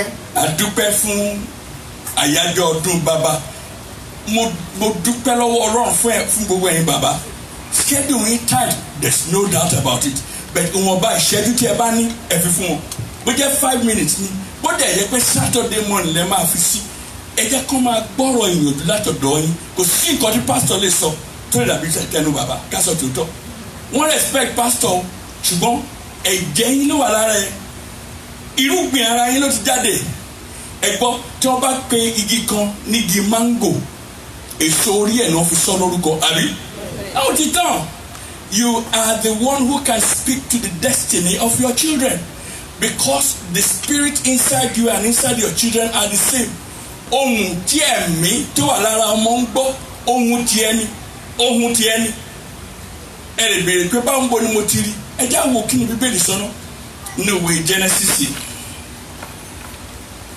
yẹ ká wo Genesis orí kọkàndínláàdọ́ta 59 a wo ẹsẹ̀ kínní ìkejì àti ìkẹta ìyàtọ̀ sí pé ká kọ́ wọn ká máa súre fún wọn ẹ máa dìgbàgbà pé wọ́n báyìí kẹsì láàárọ̀ kùnkẹ́ lọ́kànlẹ̀kùn yàrá wọn kẹbẹ̀ sí ní dá èrè lé wọn lórí ẹ̀yin bàbá lẹ́ni ìyá ń gbàdúrà fáwọn ọmọ nítòótọ́ ṣùgbọ́n ẹ̀mí rẹ ló wà lẹ́mìí ẹ̀ irúgbìn rẹ ló wà lára ẹ̀ irúgbìn rẹ tó fún aya rẹ ló sọdọ́mọ́ the seed ó wà lára ẹ̀ ìwọ ló lè bá sọ̀rọ̀ tí ẹ̀mí ẹ̀ lè connect pẹ̀lú tiẹ̀ náà yes. Jákọ́bù sì pè àwọn ọmọ rẹ̀. Jákọ́bù sì pè àwọn ọmọ rẹ̀. Ó sì wí pé. Ó wí pé. Ẹ kó ara yín jọ. Ẹ kó ara yín jọ. Kí èmi kí ó lè wí ohun tí yóò. Mo fẹ́ sọ ohun tí ó ṣẹlẹ̀ sí ní ọjọ́ iwájú fún yín. Lẹ́yìn ọ̀la. Ṣé ìyá wọn lè sọ bẹ́ẹ̀? Tí ìyá wọn bá sọ bàbá lè cancel ẹ̀. Ó ní ẹ gbọ́ ó sọ ti Rúbẹ́nì ó mọ ẹ tẹ̀síwájú ẹ máa fún nínú òtí ẹ̀kẹ́kọ́. Ẹ kó ara yín jọ kí ẹ sì gbọ́ ẹ̀yin ọmọ Jákọ́bù kí ẹ sì fetí sí ti Ísírẹ́lì bàbá yín Rúbẹ́nì ìwọlé àkọ́bí. ẹ gbọ́ tí èyí tó sọ fún Rúbẹ́nì ẹ̀mí ẹ̀ ló ń bẹ̀ mí Rúbẹ́nì sọ̀rọ̀. agbára mi àti ìpìlẹ̀ṣẹ̀ ipá mi títayọ ọlá àti títayọ agbára. oríkì ẹ̀ ni ó kì í débi kan ẹ wá gbọ́ nǹkan tó sọ lẹ́yìn yẹn. ẹni rírú bí omi. ó ní wàá wá máa rú bí omi o. ìwọ kì yóò lè tayọ. yóò tayọ sórí bẹ́ẹ̀ àbí kò rí bẹ́ẹ̀ ó rí bẹ́ẹ̀ wòlíì ló wá change Mósè ló change ó rí bẹ́ẹ̀ fún ìran ẹ̀ ẹgbọ́n nǹkan tó ń sọ nípa Júdà ẹsẹ̀ ọ̀rọ̀ náà ẹ̀ka 9 and 10. ọmọ kìnìún ni Júdà. ọmọ kìnìún ni Júdà. ọmọ mi. ẹ̀gbọ́n ṣé bàbá ẹ̀ ló bí ni tí òun ló dá ni ṣèbó kàn bí ni ṣùgbọ́n Ọlọ́run ti fún ní àṣẹ ire súre fún ó súre ti Rúbẹ́nì fún ti Rúbẹ́nì ẹ̀gbọ́n nǹkan tó sọ fún Júdà. ọmọ kìnìún ni Júdà ọmọ mi ní ibi ọdẹ ẹyin ìwọ ti gòkè ó bẹ̀rẹ̀ ó bá bí kìnìún àti bí ògbó kìnìún tani yóò lè dìde ọ̀pá aládé kì yóò ti ọwọ́ Júdà kúrò. ẹ ṣe màmá ìjókòó ọ̀pá aládé kì yóò tẹ ọwọ́ ẹ̀ kúrò ènìyàn ló sọ Ọlọ́run fi àṣẹ sí nítorí ó ti fi àṣẹ sẹ́nu bàbá ẹ já dìde ẹ̀yin bàbá mi ò ní ìsìn ká dìde nínú ẹgbà tẹ̀mí ni èmi òun fi ṣe ní ìsìn nípa tẹ̀mí ni mo ń sọ èmi ò fi ń ṣe rẹ̀ máa pe orúkọ wọn ní kankan ní orúkọ mẹ́tẹ̀ẹ̀ta tí a sọ wọn ní mú àgbè Peter Olúṣọlá Ọdẹ́nẹ́yẹ báyìí ni Olúwa wí máa sọ tẹ́lẹ̀ sínú ayé wọn kó gbọ́dọ̀ má dáa wáyà ní òṣèlú dáa mo dúró lórí àṣẹ tọ́lọ́run fi fún mi nì ẹgbọ́n nǹkan tó ṣẹlẹ̀ nígbà tí a bí arákùnrin kan tó ń pè ní Benjamin nígbà tí màmá ẹ̀ bí ó ń rọbí báyìí ló kú wọ́n wá sọ̀rọ̀ sí létí wọ́n ní má lọ jí dúró dáadáa ọkùnrin ló bí yìí ṣùgbọ́n kò lè dúró mọ́ òkú nígbà tó máa kú ó wá sọ ó ní ọmọ ọkùnrin ni ó ní ṣùgbọ́n mo bí nínú ìrora a ó pè ní Benoni ni ọmọ inú ìṣòro àti ìpọ́njú ẹ mọ nǹkan tí dáàdi ṣe dáàdi ní káàrí sí nǹkan tó sọ ni ó yá gbọ́ ọmọ yẹn dúró dáyìn kùlé ó ní gbọ́ màmá ẹ̀ sọ ẹni Benoni èmi sọ ẹni Benjamini ẹni agbára mi ọmọ ọwọ́ ọ̀tún mi títa ló ṣe nu màmá àti bàbá. ẹ jẹ́ àdìdẹ ẹ̀yin ọkùnrin ká gbàdúrà fáwọn ọmọ wa. ẹ má jẹ́ sùn ẹ má jẹ́ ayọ̀lẹ́. Sátánì ń gbógun ẹ̀yin lè ṣílẹ̀kùn fún. Kẹ́yìn bá ti súre tí ẹ lu àṣẹ bàbá láti súre ajẹ́kọ̀ọ́kùn lè yí padà àṣẹ kan ló fẹ́ lò. a ti ń yọ̀lẹ́ a ti ń sùn. ẹ má bínú à jẹun lẹ́yìn eléyìí oṣù kẹjá jẹun ẹ̀mí. mo fẹ́ràn yín ni táwọn ọmọ yín bá ṣe rere àǹfààní wà fáwọn pásítọ̀ ẹ wo àwọn ọmọ tí a fẹ́ ṣe baptism fún inú mi ń dùn mo délé mi ò lè jẹun ayọ̀kúnnù mi mo bẹ̀ wá mo tún wa bẹ̀ ẹ já wáàyè fáwọn ọmọ wa ká máa gbàdúrà fún wọn hallelujah màmá ẹ bá wò kíákíá wo chronicle kìíní orí kẹjọ ẹsẹ̀ ogójì káwọ nǹkan tó ṣẹlẹ̀ lẹ́yìn tí bàbá súre ẹ wo nǹkan tó ṣẹlẹ̀ 1 Corinthians Chronicles chapter 8 verse 40. 1 Chronicles chapter 8 verse 40. Kẹ́nìkan wá sí Fílípì sílẹ̀. Ẹlòmíì kò sí Fílípì sílẹ̀. Ìwé Fílípì orí kẹta ẹsẹ̀ karùn-ún kó lè yá ni o. Àwọn ọmọ Ulamu sì jẹ́ alágbára akọni ọkùnrin. Ẹ gbọ́ dáadáa, àwọn ọmọ Ulamu sì jẹ́ wọ́n pè ní alágbára lánàá. Ẹ gbọ́ nǹkan tí Bẹ́ẹ̀ni sọ lónìí. Yes. Táfàtáfà. Wọ́n sì lé ọmọ púpọ̀ àti ọmọ àádọ́jọ. Gbogbo wọ̀nyí ni àwọn ọmọ Benjamini. Bàbá ẹ pè ní alágbára láàárọ̀ kùtùkùtù. Ní ìbẹ̀rẹ̀ pẹ̀pẹ̀ ìgbésí ayé ẹ̀. Ẹni ò tí ì mọ nǹkan tó máa dà nígbà tí bàbá ẹ sọ ìsọtẹ́lẹ̀ bàbá wa ṣẹ wọ́n bẹ̀ sí ní kí wọ́n ní alágbára ni wọ́n tàfàtàfà ni wọ́n kò sẹ́ni tó ń dúró níwájú wọn. Philip tanu ẹ lè máa sọ pé Old Testament ní New Testament kọ́. Ẹni tí a kọ nílà ní ìjọ kẹjọ láti inú kùkùté Ísírẹ́lì wá láti inú ẹ̀yà Benjamin. Ẹ̀yà Benjamin Paul ni wọ́n sọ̀rọ̀ pé ní New Testament. Oríkì ìrètí bàbá sínú Old Testament ó tún tẹ̀lé títí dọ́dún New Testament. Ọ̀rọ̀ Paul náà sọ yìí ẹ jẹ́ àdìde bàbá yín bàbá hallelujah ẹ jẹ́ kí n fẹsẹ̀ múlẹ̀ ká wá gbàdúrà nítorí ọjọ́ ń lọ.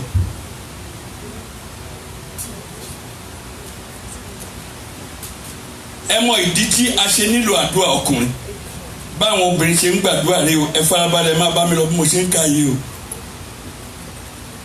bá a bá ṣe ń gbà Ọlọ́run á máa dá wa lóhùn ẹ̀yin màmá wa ẹ káre ẹ kú àdúrà títí lọ ládùúkẹ́ lọ́run lórúkọ Jésù Kristi mo gbàdúrà ẹ̀yin ẹ̀ ò ní bàjẹ́ ẹ̀yin màmá yín àti bàbá yín ò ní bàjẹ́ ẹ̀yin tí bàbá yín àti òtún lọ sọ́run fàdúrà ó rọ̀ mí ní àdúrà fàdúrà rọ̀ mí wọ́n ní láti inú báyìí làwọn ti máa gbọ́ ọ́n tí wọ́n máa sọ gbàdúrà fún mi nígbà tí mo dá wọ́n máa wò mí báyìí wọ́n náà wá fún eyeball for eyeball á náà máa sọ tẹ́lẹ̀ pé ìwọ yìí ò ní kú kékeré o àjẹkọ̀ọ́kùn ní ilé gbà mọ́ mi lọ́wọ́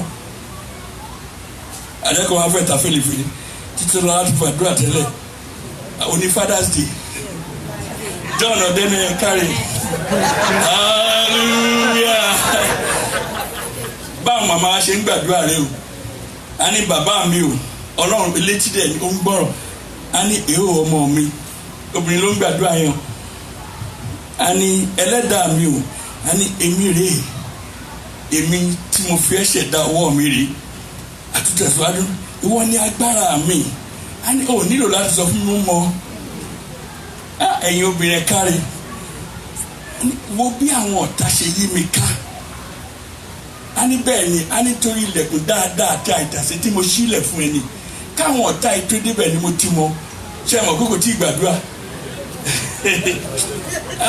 ẹ jẹun ọmọ mo ní ẹ jẹun ọmọ odò ayé yóò máa gbọdọ̀ gbé mi lọ ó ní mo sọ fún ẹ pé nígbà tó bá wà nínú omi èmi ò wà pẹ̀lú ẹ inú ayé ò gbọdọ̀ jó mi àní tó bá wà nínú náà mo wà pẹ̀lú ẹ ṣé ẹ mọ̀ kókò tí ì gbàdúrà ó ń bá wọn ó ń dialogue pẹ̀lú Ọlọ́run ni hallelujah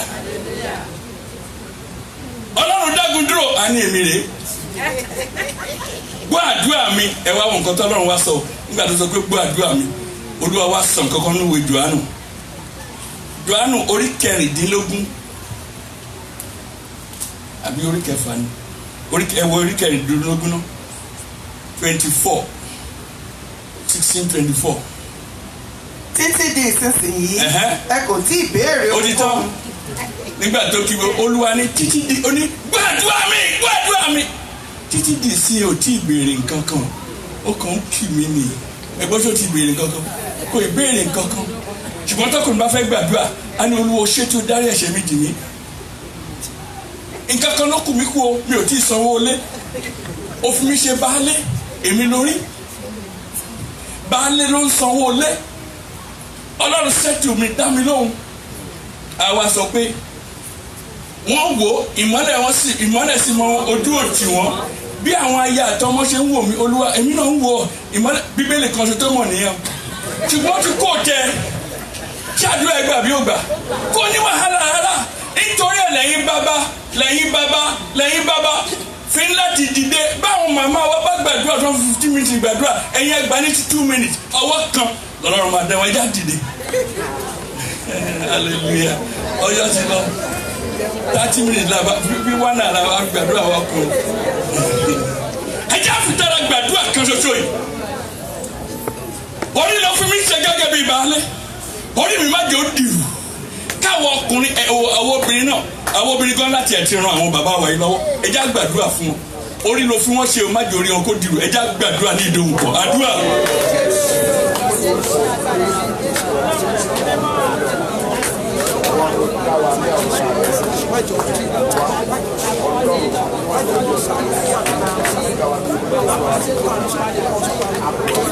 Ní orúkọ Jésù Kristi Olúwa wa ẹ̀làjú kẹgbọ́ yìí lórúkọ gbogbo àwọn ọkùnrin afẹ́ bẹ̀ àwọn ìyá wa ní ẹ̀bẹ̀ kan ìwé Pétérù kínní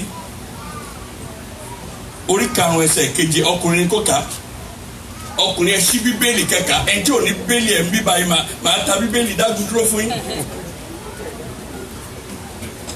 Pétérù kínní orí 5 ẹsẹ̀ 7 kọkùnrin ká afẹ́ bẹ̀ wọ́n ní o à ń bẹ̀ ẹ̀yin màmá wa ní 1 Peter chapter 5 verse 7 ẹ̀ka lóyìnbó máa interpret ní Yorùbá. Casting all your cares on him, for he careth for you. Níwọ̀n bá ìgbà tí ẹ̀ka jẹ́ nítorí Yorùbá ẹ̀ wà mẹ́ 5:7 1 Peter. ẹ máa tó gbogbo wa nínú nítorí tí òun ṣe ìtọ́jú yín. ẹ ṣe ẹ wá wo 3:7.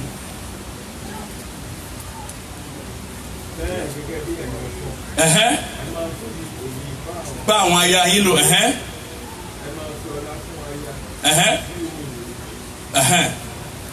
máa bọ̀ mílẹ̀ kún wákà mi bá ajé ìrìnrìn ló jáde yìí o aṣá ni dídí ń gé wọ ló kà ẹ̀rọ máa gbé dání fún ìlú. bẹ́ẹ̀ gẹ́gẹ́ bí ẹ̀yin ọkọ ẹ máa fi òye bá àwọn aya yín gbé ẹ máa fi ọlá fún aya bí ohun èlò tí kò lágbára àti pẹ̀lú bí àjùmọ̀ jogún oore ọ̀fẹ́ yìí kí àdúrà yín kí ó máa bá a ní ìdènà. ẹ ṣe mọ̀ pé ó ní cast your burden on them àwọn cast burden wa ẹ̀yin ìyá wa ẹ jọ̀ọ́ tí a bá ti bínú sí ní tẹ́yìn náà bínú sí wa àdúrà lè ní ìdènà ohunkóhun tó bá wà láàrin wa ẹ jẹ́ á tètè sẹ́tù ẹ̀ ká tó gbàdúrà kádùá má bàa ní ìdènà ọlọ́run alágbára dúpẹ́ lọ́wọ́ yín gbọ̀pẹ́ àtìyìn wa àti ṣẹ́dún ìjáṣẹ́mí àwọn ọkùnrin gbogbo ohun tí a fi ṣe ojúṣe wa bíi bàbá Olúwa pèsè fún wa ní orúkọ Jésù Kristi Olúwa wa.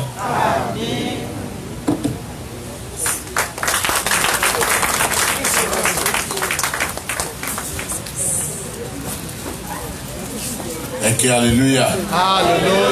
Ẹ ké hallelujah.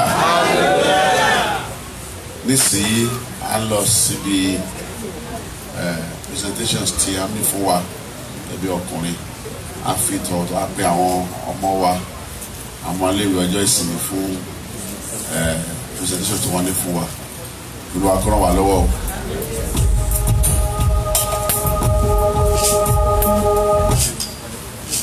A dúpẹ́ lọ́wọ́ Ọlọ́run fún àwọn bàbá wa a fẹ́ kí ẹ farabalẹ̀ kẹ́ ẹ wo fídíò kékeré mo gbàdúrà lórúkọ Jésù Kristi wípé orí yín ò ní dìrù lórúkọ Jésù ẹ ṣe fún gbogbo ohun tí ẹ ń ṣe Ọlọ́run á túbọ̀ lọ́rọ̀ ẹ̀mí.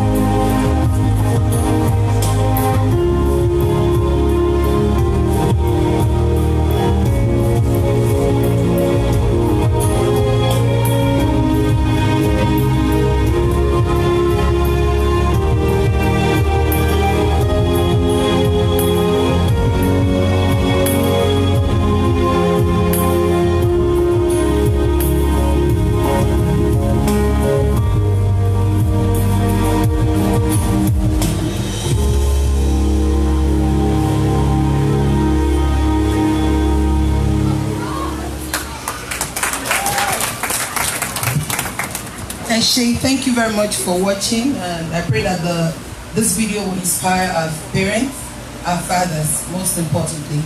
A fẹ́ pé àwọn ọmọ wa méjì wọ́n ní ọ̀rọ̀ kékeré tí wọ́n fẹ́ bá wa sọ. Victor Adenigbon.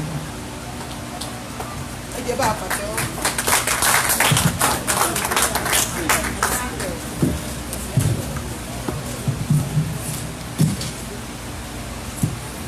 Praise the Lord.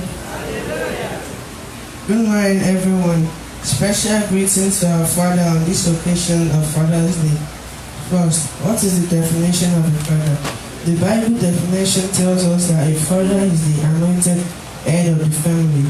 We also want to define a father as one who protects and provides for the needs of his family. Our fathers have been the ones who are always there for us in time of need. They are there for us in times of trouble and dangers. They work tirelessly just to provide for us.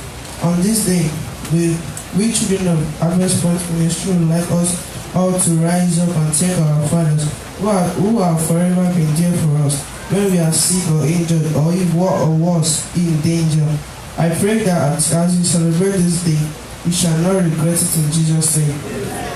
We also pray that as you have labored over us, your labor shall not be in vain in Jesus' name. Amen. You shall eat the fruit of your labor in Jesus' name. Amen. And I pray that God shall preserve your lives for us in Jesus' name. Amen. Thank you, sons. We love you.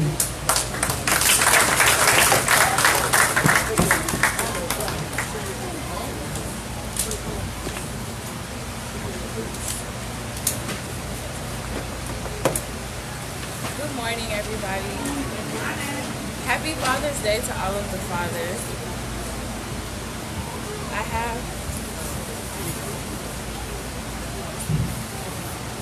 I have a short message just from myself and the Children's Department.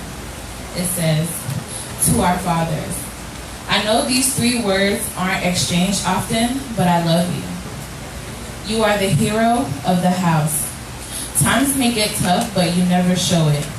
We appreciate you for being so strong. We appreciate you for showing us as daughters what to look for in a man, and as your sons how to become a responsible man. We appreciate you for always providing for the household, and we appreciate the time that you spend with us even after long and stressful days. The list could go on, but I would like to say a quick prayer. I pray God continues to give you strength to continue to carry the household as well as you already do. And I pray that you will live to enjoy the fruit of your labor. According to the scripture, Proverbs chapter 20, verse 7. The righteous man walks in his integrity. His children are blessed after him. We pray that the Lord helps us to make you proud and live a life that will glorify God. To all our fathers, we, the children, say thank you.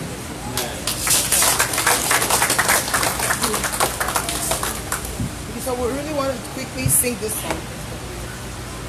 Ẹ ṣé bàbá wa, ẹ ṣé dádì wa, ẹ ṣé bàbá wa, àwa dúpẹ́ bàbá. Ẹ ṣé bàbá wa, ẹ ṣé ẹ̀yin dádì wa o, ẹ ṣé bàbá wa, àwa dúpẹ́ bàbá. Happy Father's Day.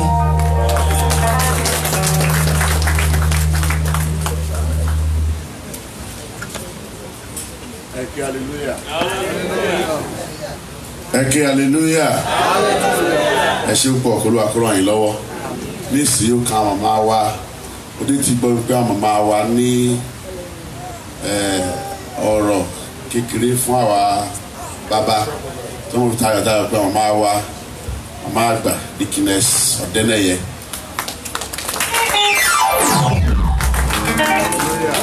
Ẹ ké hallelujah.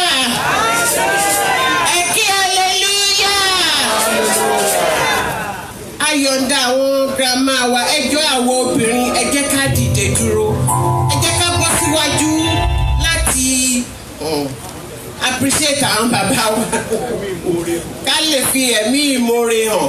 ẹ jẹ́ ká bọ́ síwájú ẹ̀yin obìnrin. Gbogbo àwọn obìnrin ayọ̀ǹda àwọn grandma wa.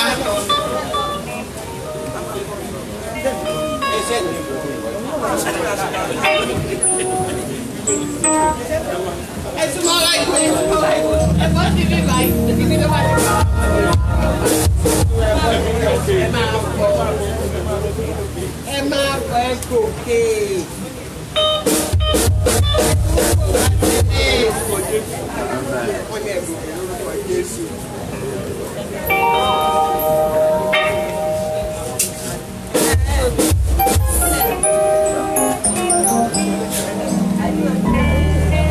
Lórúkọ gbogbo àwa obìnrin Yorùbá Christian Fellowship a kí yín pé ẹ kú ọdún òní ẹ̀yin bàbá wa ẹ̀yin adé orí wa a dúpẹ́ lọ́wọ́ Ọlọ́run fún àkókò yín fún ìgbé ayé yín fún ipò tí Ọlọ́run tò yín sí fún olórí ẹbí tí Ọlọ́run fi yín ṣe ní ilé wa a dúpẹ́ lọ́wọ́ Ọlọ́run fún ìgbà àti àkókò tí ẹ ń lò lórí wa fún ìṣọ́ lórí wa a dúpẹ́ lọ́wọ́ yín a sì wá ń fi àkókò yìí gbàdúrà pé lórúkọ Ọlọ́run Olódùmarè tí gbogbo wa ń sìn lórúkọ Jésù okun àti agbára tí ó fi máa ṣe bàbá lórí wa lórúkọ Jésù Olúwa máa sọ dọ̀tun lórí wa lórí àwọn ọmọ wa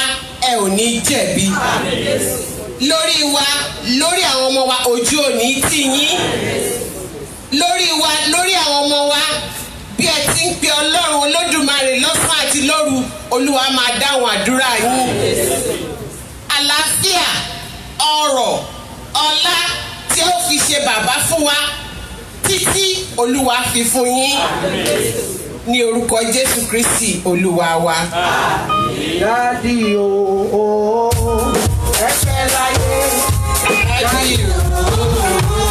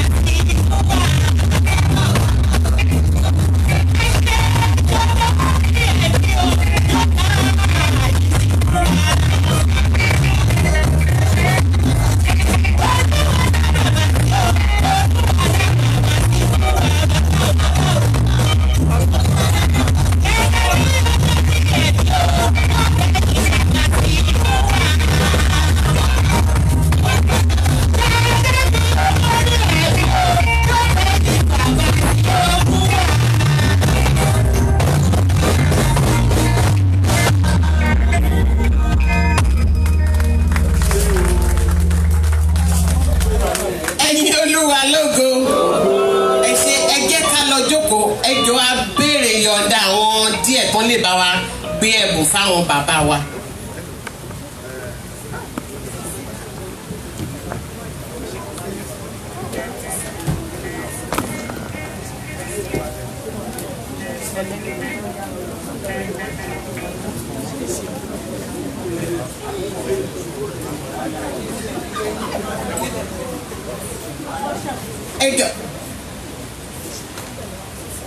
ẹjọ́ ẹ má bínú a compete pẹ̀lú àwọn ọkùnrin o but we emulate them.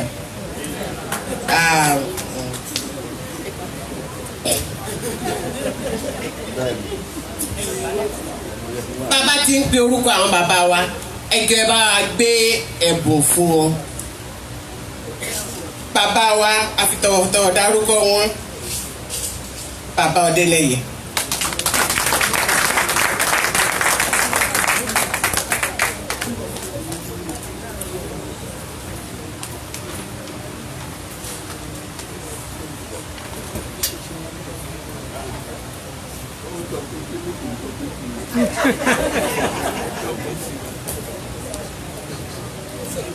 Dájú Oyèdèmí.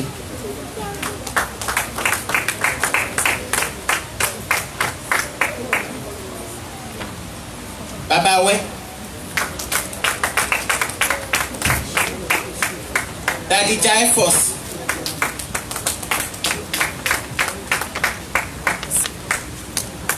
Bàbá Àtìbà.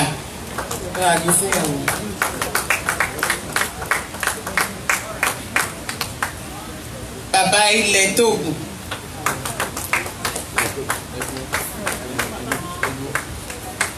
Ọ̀kẹ́, bàbá Ọ̀kẹ́. Bàbá Akínọlá. Akíbu. Bàbá Kọ́láwọlé.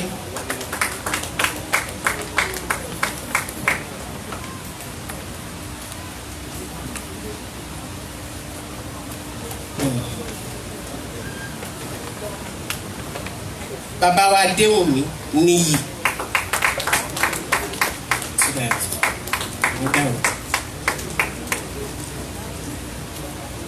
Bàbá wa Kọ́láwọlé.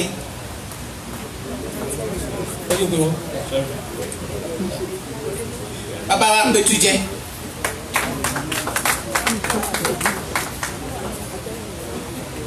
Bàbá wa Ọ̀tẹ́kùnrin.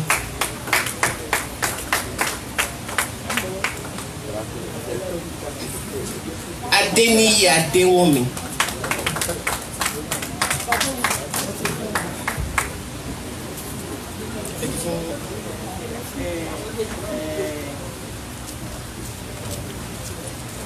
Adébáyọ̀ Solomon.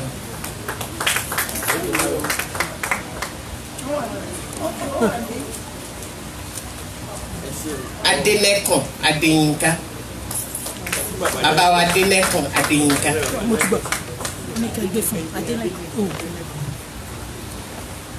Adéyẹmí Kúnlé.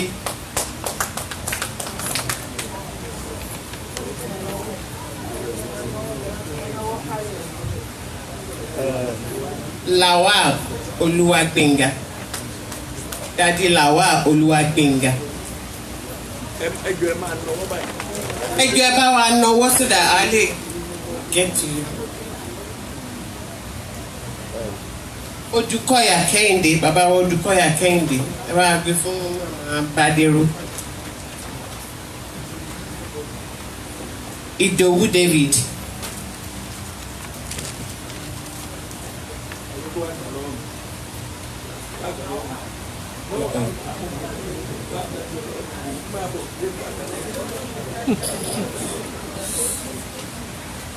Elder Adénípẹ̀kun.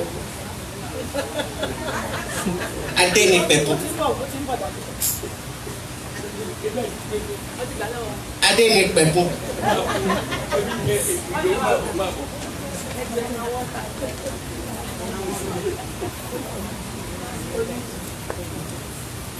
Adéyẹmí Babátúndé.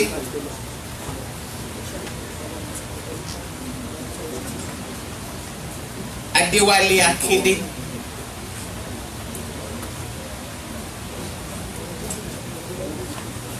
Fáwálé Ọláyínká.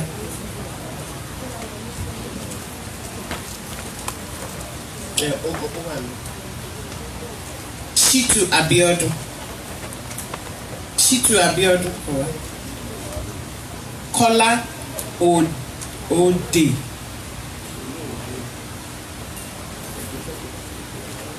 Ademola Adenekon. Ademola Adenekon.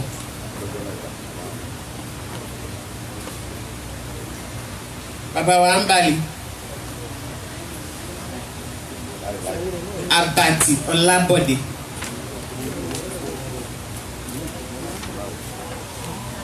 Abodun Baba Beji.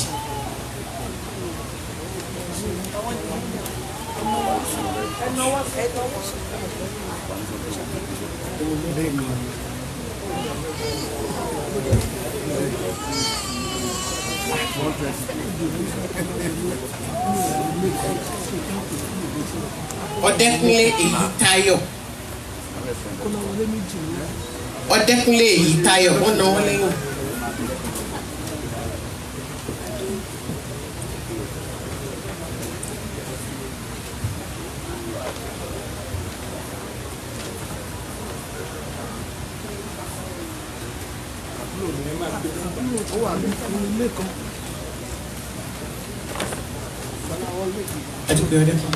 Ọláwùmí Ṣẹ́gun. Bàbá wa Ọláwùmí Ṣẹ́gun tó gbọ́.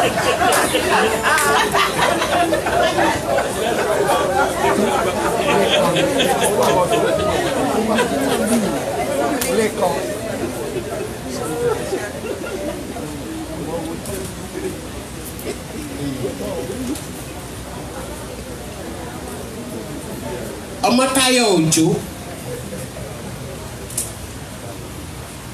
Fámúìwá Abíọ́lá.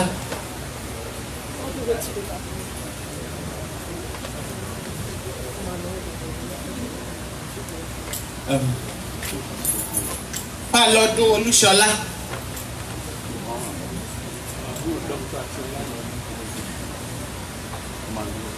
Àjàyí Ọláwálé bàbá wa.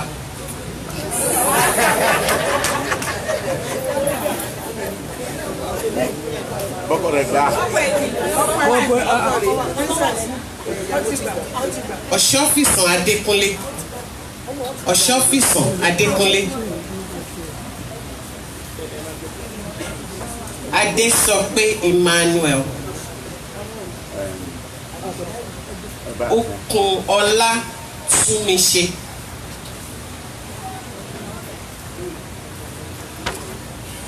Òjìkùtù níyì.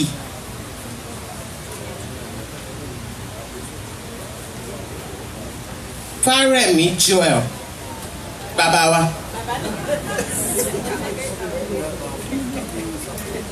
Akínbọ́lá Fẹ́mi bàbá wa.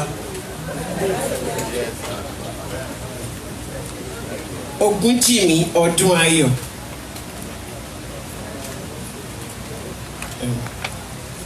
Adésọpé Ọdúnayọ̀.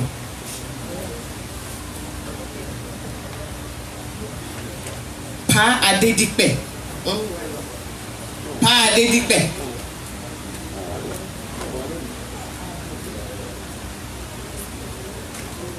Àjàkáyé Michael.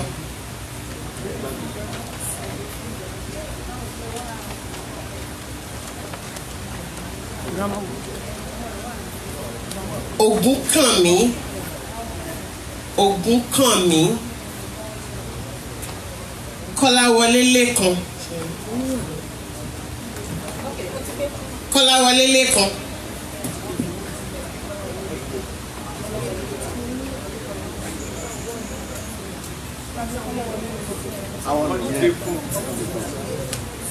Àjàní Jeremiah bàbá wa náà.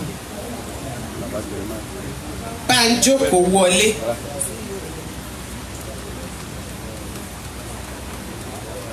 Lawrence Òjó.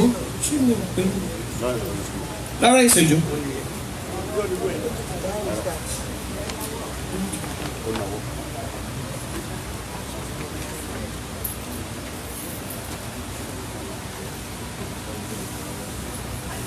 Ọláoyè Ọdẹ́wùmí. Ọláoyè Ọdẹ́wùmí.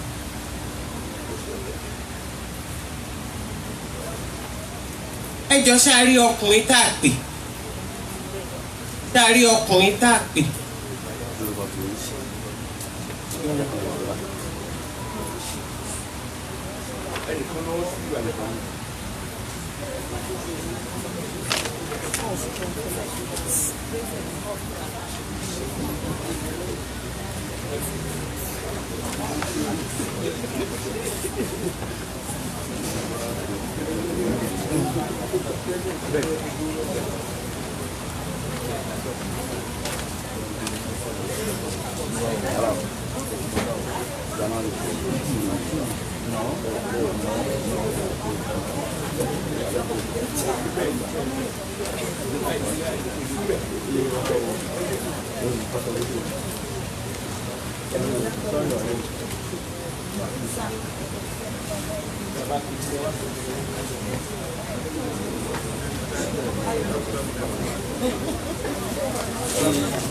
Ṣé arákùnrin tá a pè ẹjọ́ ẹ bá wa náwó àfẹ́ ṣèyàn pọ̀pọ̀.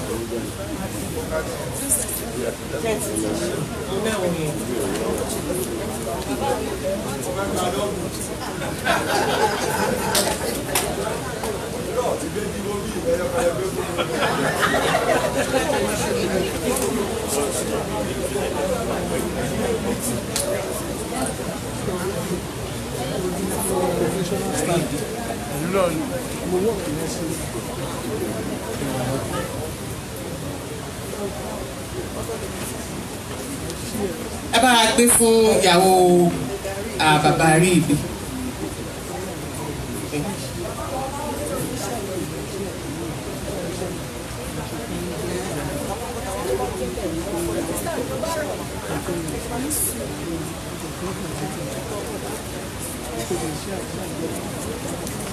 Ẹ dára lóhùn.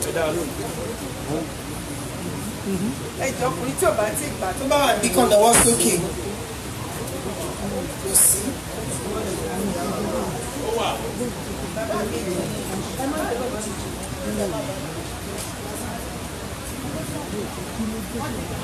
Ẹ jọ̀ọ́ ẹ̀yin ọkùnrin, gbogbo ẹ̀yin ọkùnrin tá a fún ní gift, a ní oúnjẹ fún yín, oúnjẹ ẹlẹgẹ́ ni àfẹ́ gbé mọ́ gift yín. It's just ẹ̀fọ́ rírò bàtà iyán olódó.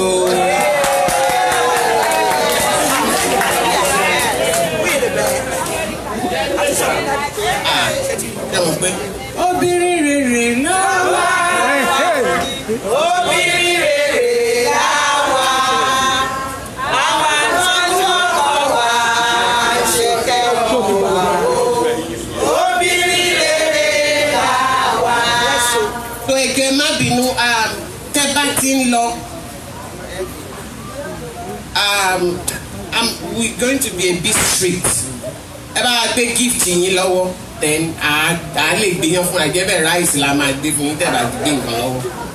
Ẹ gbé gift yín lọ́wọ́, a ti mọ̀ pé you are the right person láti ní access sí iyán àti ẹ̀fọ́ rírò. Ẹ tó bá ti gbé gift ẹ̀ lọ́wọ́, rice àtọbẹ̀ ata ló wà. Àwọn obìnrin ló dẹ̀ ní rice àtọbẹ̀ ata kò tẹ̀ tó lẹ́ran. Sorry. Ẹ ṣé, thank you so much.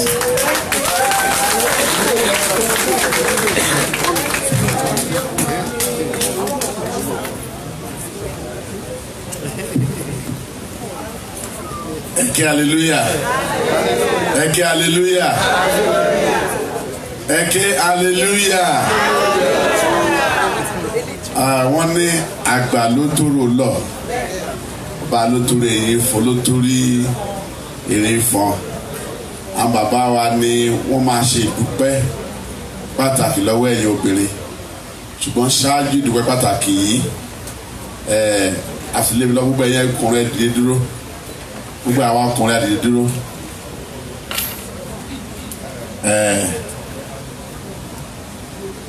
Ògo ni forúkọ Olúwa.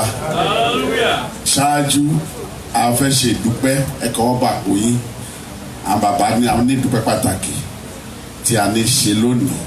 Iye tó bá wà lọ́wọ́ ẹ náà ni kò di pé bóyá àlẹsẹ̀ máa bó bá lẹ̀ lẹ́wọ́ àti kọ chẹ́ẹ̀kì 1 million òkò ní forúkọ olúwa láti dúpẹ́ pé a wà láyé wà láàyè àwọn bàbá wa náà máa ṣáájú wa wọ́n bàbá lọ sẹ́yìn tí wọ́n sọ fún láàárọ̀ náà ni wọ́n lọ sẹ́yìn àwájú tó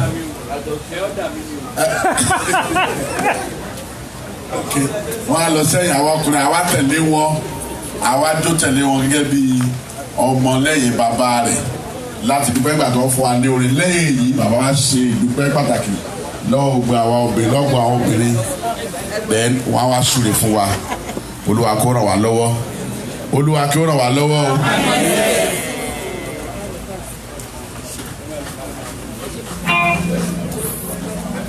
Happy Father's Day.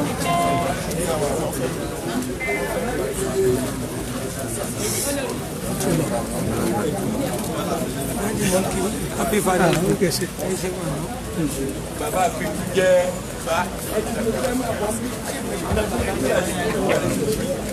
hallelujah ẹ jẹ́ kí àwọn obìnrin náà ká dìde láti bá wọn dúpẹ́ lọ́wọ́ Ọlọ́run gẹ́gẹ́ bí olórí ilé hallelujah àwọn lọ́lẹ̀ ní. ẹgbẹ́ kìínílẹ̀ fún àwọn mẹ́rin kan bá yẹn ní gọ́dù lónìí. mo gbé ga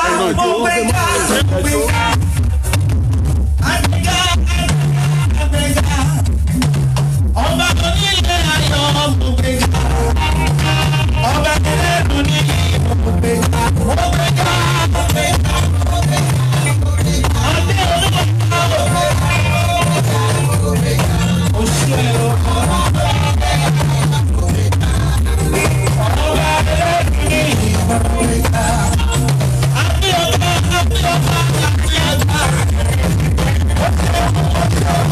oṣù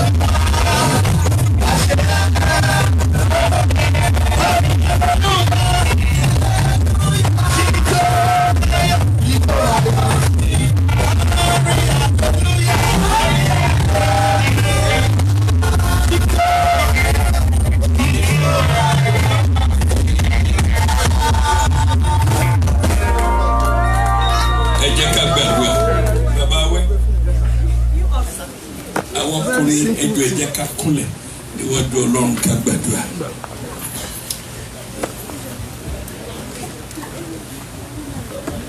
Hallelujah. Ẹgbẹ́ yìí ní àwọn tí ó já ṣáájú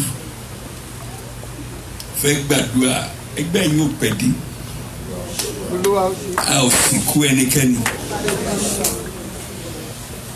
Àwọn aṣáájú leader, deputy àti minister in charge, secretary wà láàrin wa bí tani secretary ẹ fi àròdà treasurer dà Ṣẹ́gun gbogbo ẹ̀yin tí ẹ jẹ́ executive ẹ máa bọ̀ lẹ́yìn mi báyìí.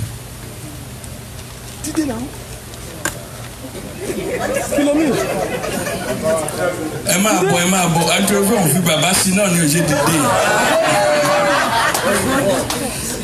Hallelujah. Ẹ ṣeun bàbá jẹ́ fọ́sà àwọn ọ̀dà ẹ máa bọ̀. Hallelujah. Ẹ jẹ́ ká gbàdúrà. Ọlọ́run a dúpẹ́ lọ́wọ́ yín. Ẹgbẹ́ ọkùnrin Yorùbá Christian Fellowship ni bí ẹ ṣe kó lé wa lọ́wọ́ làwa náà ṣe kó lé àwọn ìgbìmọ̀ yìí lọ́wọ́. Ẹ di ẹgbẹ́ yìí mú, ẹ ò jẹ́ kó pẹ̀dí, a ò sì kú kankan nínú wa. Ọlọ́run gba ìyàn tọ́pẹ́ wa. Ẹgbẹ́ yìí yóò ṣọ̀fọ̀. Ọlọ́run gbọ́ pé àtìyìn wa. Bí ó ṣe rí bẹ́ẹ̀ ẹ̀yin ló yé. Àdúrà mélòó la ń gbà fẹ́gbẹ́ yìí? Oore ọ̀fẹ́ la rí gbà. Ọlọ́run gbọ́ pé àtìyìn wa. Ǹjẹ́ mo fi lé yín lé oore ọ̀fẹ́ Ọlọ́run kó lọ kó dì í mú? Orí lolúwa fi wá ṣe, orí wo ò ní dìrú. Mo gbàdúrà lórúkọ Jésù Kristi. Ibùjókòó ògo àti ọlá táwọn tó bí wa tí a pè ní bàbá wa tí wọ́n sọ di èèwọ̀ fún wa lórúkọ Jésù Kristi. Ọlọ́run á fàánú wa gbé wa débẹ̀ lórúkọ Jésù. Jósẹ́fù ló ṣe ìyípadà ìtàn ìrandíran látòrí wa, ìyípadà rere lórúkọ Jésù àtọ̀ wa ṣe lórúkọ Jésù. Ibi ààyè ńlá tọ́lọ́run ti ṣètò fún wa á débẹ̀. Ọlọ́run á bùkún yín débi pé ẹ ò ní bá mọ́mì pín mọ́gẹ́jì san lórúkọ Jésù. Ohun tó kéré jù ní ìnáwó lórí aya ni irun ṣíṣe, nítorí ẹ̀ náà ṣe ń pè wá ní olówó orí. Èyí tó ga jù ní òrùlé, tó kéré jù ní irun, ìkéde tó ga jù ní òrùlé mọ́gẹ́jì sísan kò ní ní lára lórúkọ Jésù. Bí aya àtàwọn ọmọ ṣe ń wojú wa, àwọn náà ń wojú Ọlọ́run, ojú òní tì ní lórúkọ Jésù. Baálé ní wọn ní for close lé mọ́ yín lórí lórúkọ Jésù. Mo gbàdúrà iṣẹ́ ò ní bọ́ lọ́wọ́ yín lórúkọ Jésù. Ìran Ábúráhámù kì í ṣiṣẹ́ sèèyàn, wọ́n ń ṣiṣẹ́ ara wọn ni. Mo gbàdúrà nítorí pé ẹ̀yin jẹ́ ọmọ Ábúráhámù lórúkọ Jésù. Ilé iṣẹ́ tẹ́ ẹ fi máa gba òyìnbó aláwọ̀ funfun ṣiṣẹ́, tẹ́ ẹ máa gba dúdú ṣiṣẹ́ kó lọ́ọ́ kó fi lé yín lọ́wọ́. Ẹ ó máa rí ṣe. Ẹ ní fọwọ́ sìnkú aya, ẹ ní sìnkú ọmọ. Lórúkọ Jésù ẹ ní gbọ́mọ sí. Lórúkọ Jésù ẹ ò ní gbọ́mọ sí. Lórúkọ Jésù ẹ ní gbọ́mọ sí. Ẹ ní lọ gba béèlì ọmọ láwọn lórúkọ Jésù. Lójú ayé yín àwọn ọmọ yẹn ṣe rere. Orúkọ wa la ń fi ń pè wọ́n. Lórúkọ Jésù kankan náà ọmọ yìí ò ní borúkọ yín jẹ́. Bá a ṣe ṣe dọ́rin àṣẹmí ní orúkọ bàbá àti ń tọ́mọ àti ń tẹ̀mí mọ́. Jẹ́ kí o lọ fẹ́ Jésù Kristu lọ fẹ́ mọ́ ọtí Ọlọ́run dàpọ̀ tẹ̀mí mọ́ kó bá gbé láti sìn àti títí láéláé. Àmín àmín àmín lórúkọ Jésù àmín. Ẹ jẹ́ á dìde ká hallelujah méje láti dúpẹ́ lọ́wọ́ fún èlùtù lọ́wọ́ àṣẹ. Ó yá o hallelujah hallelujah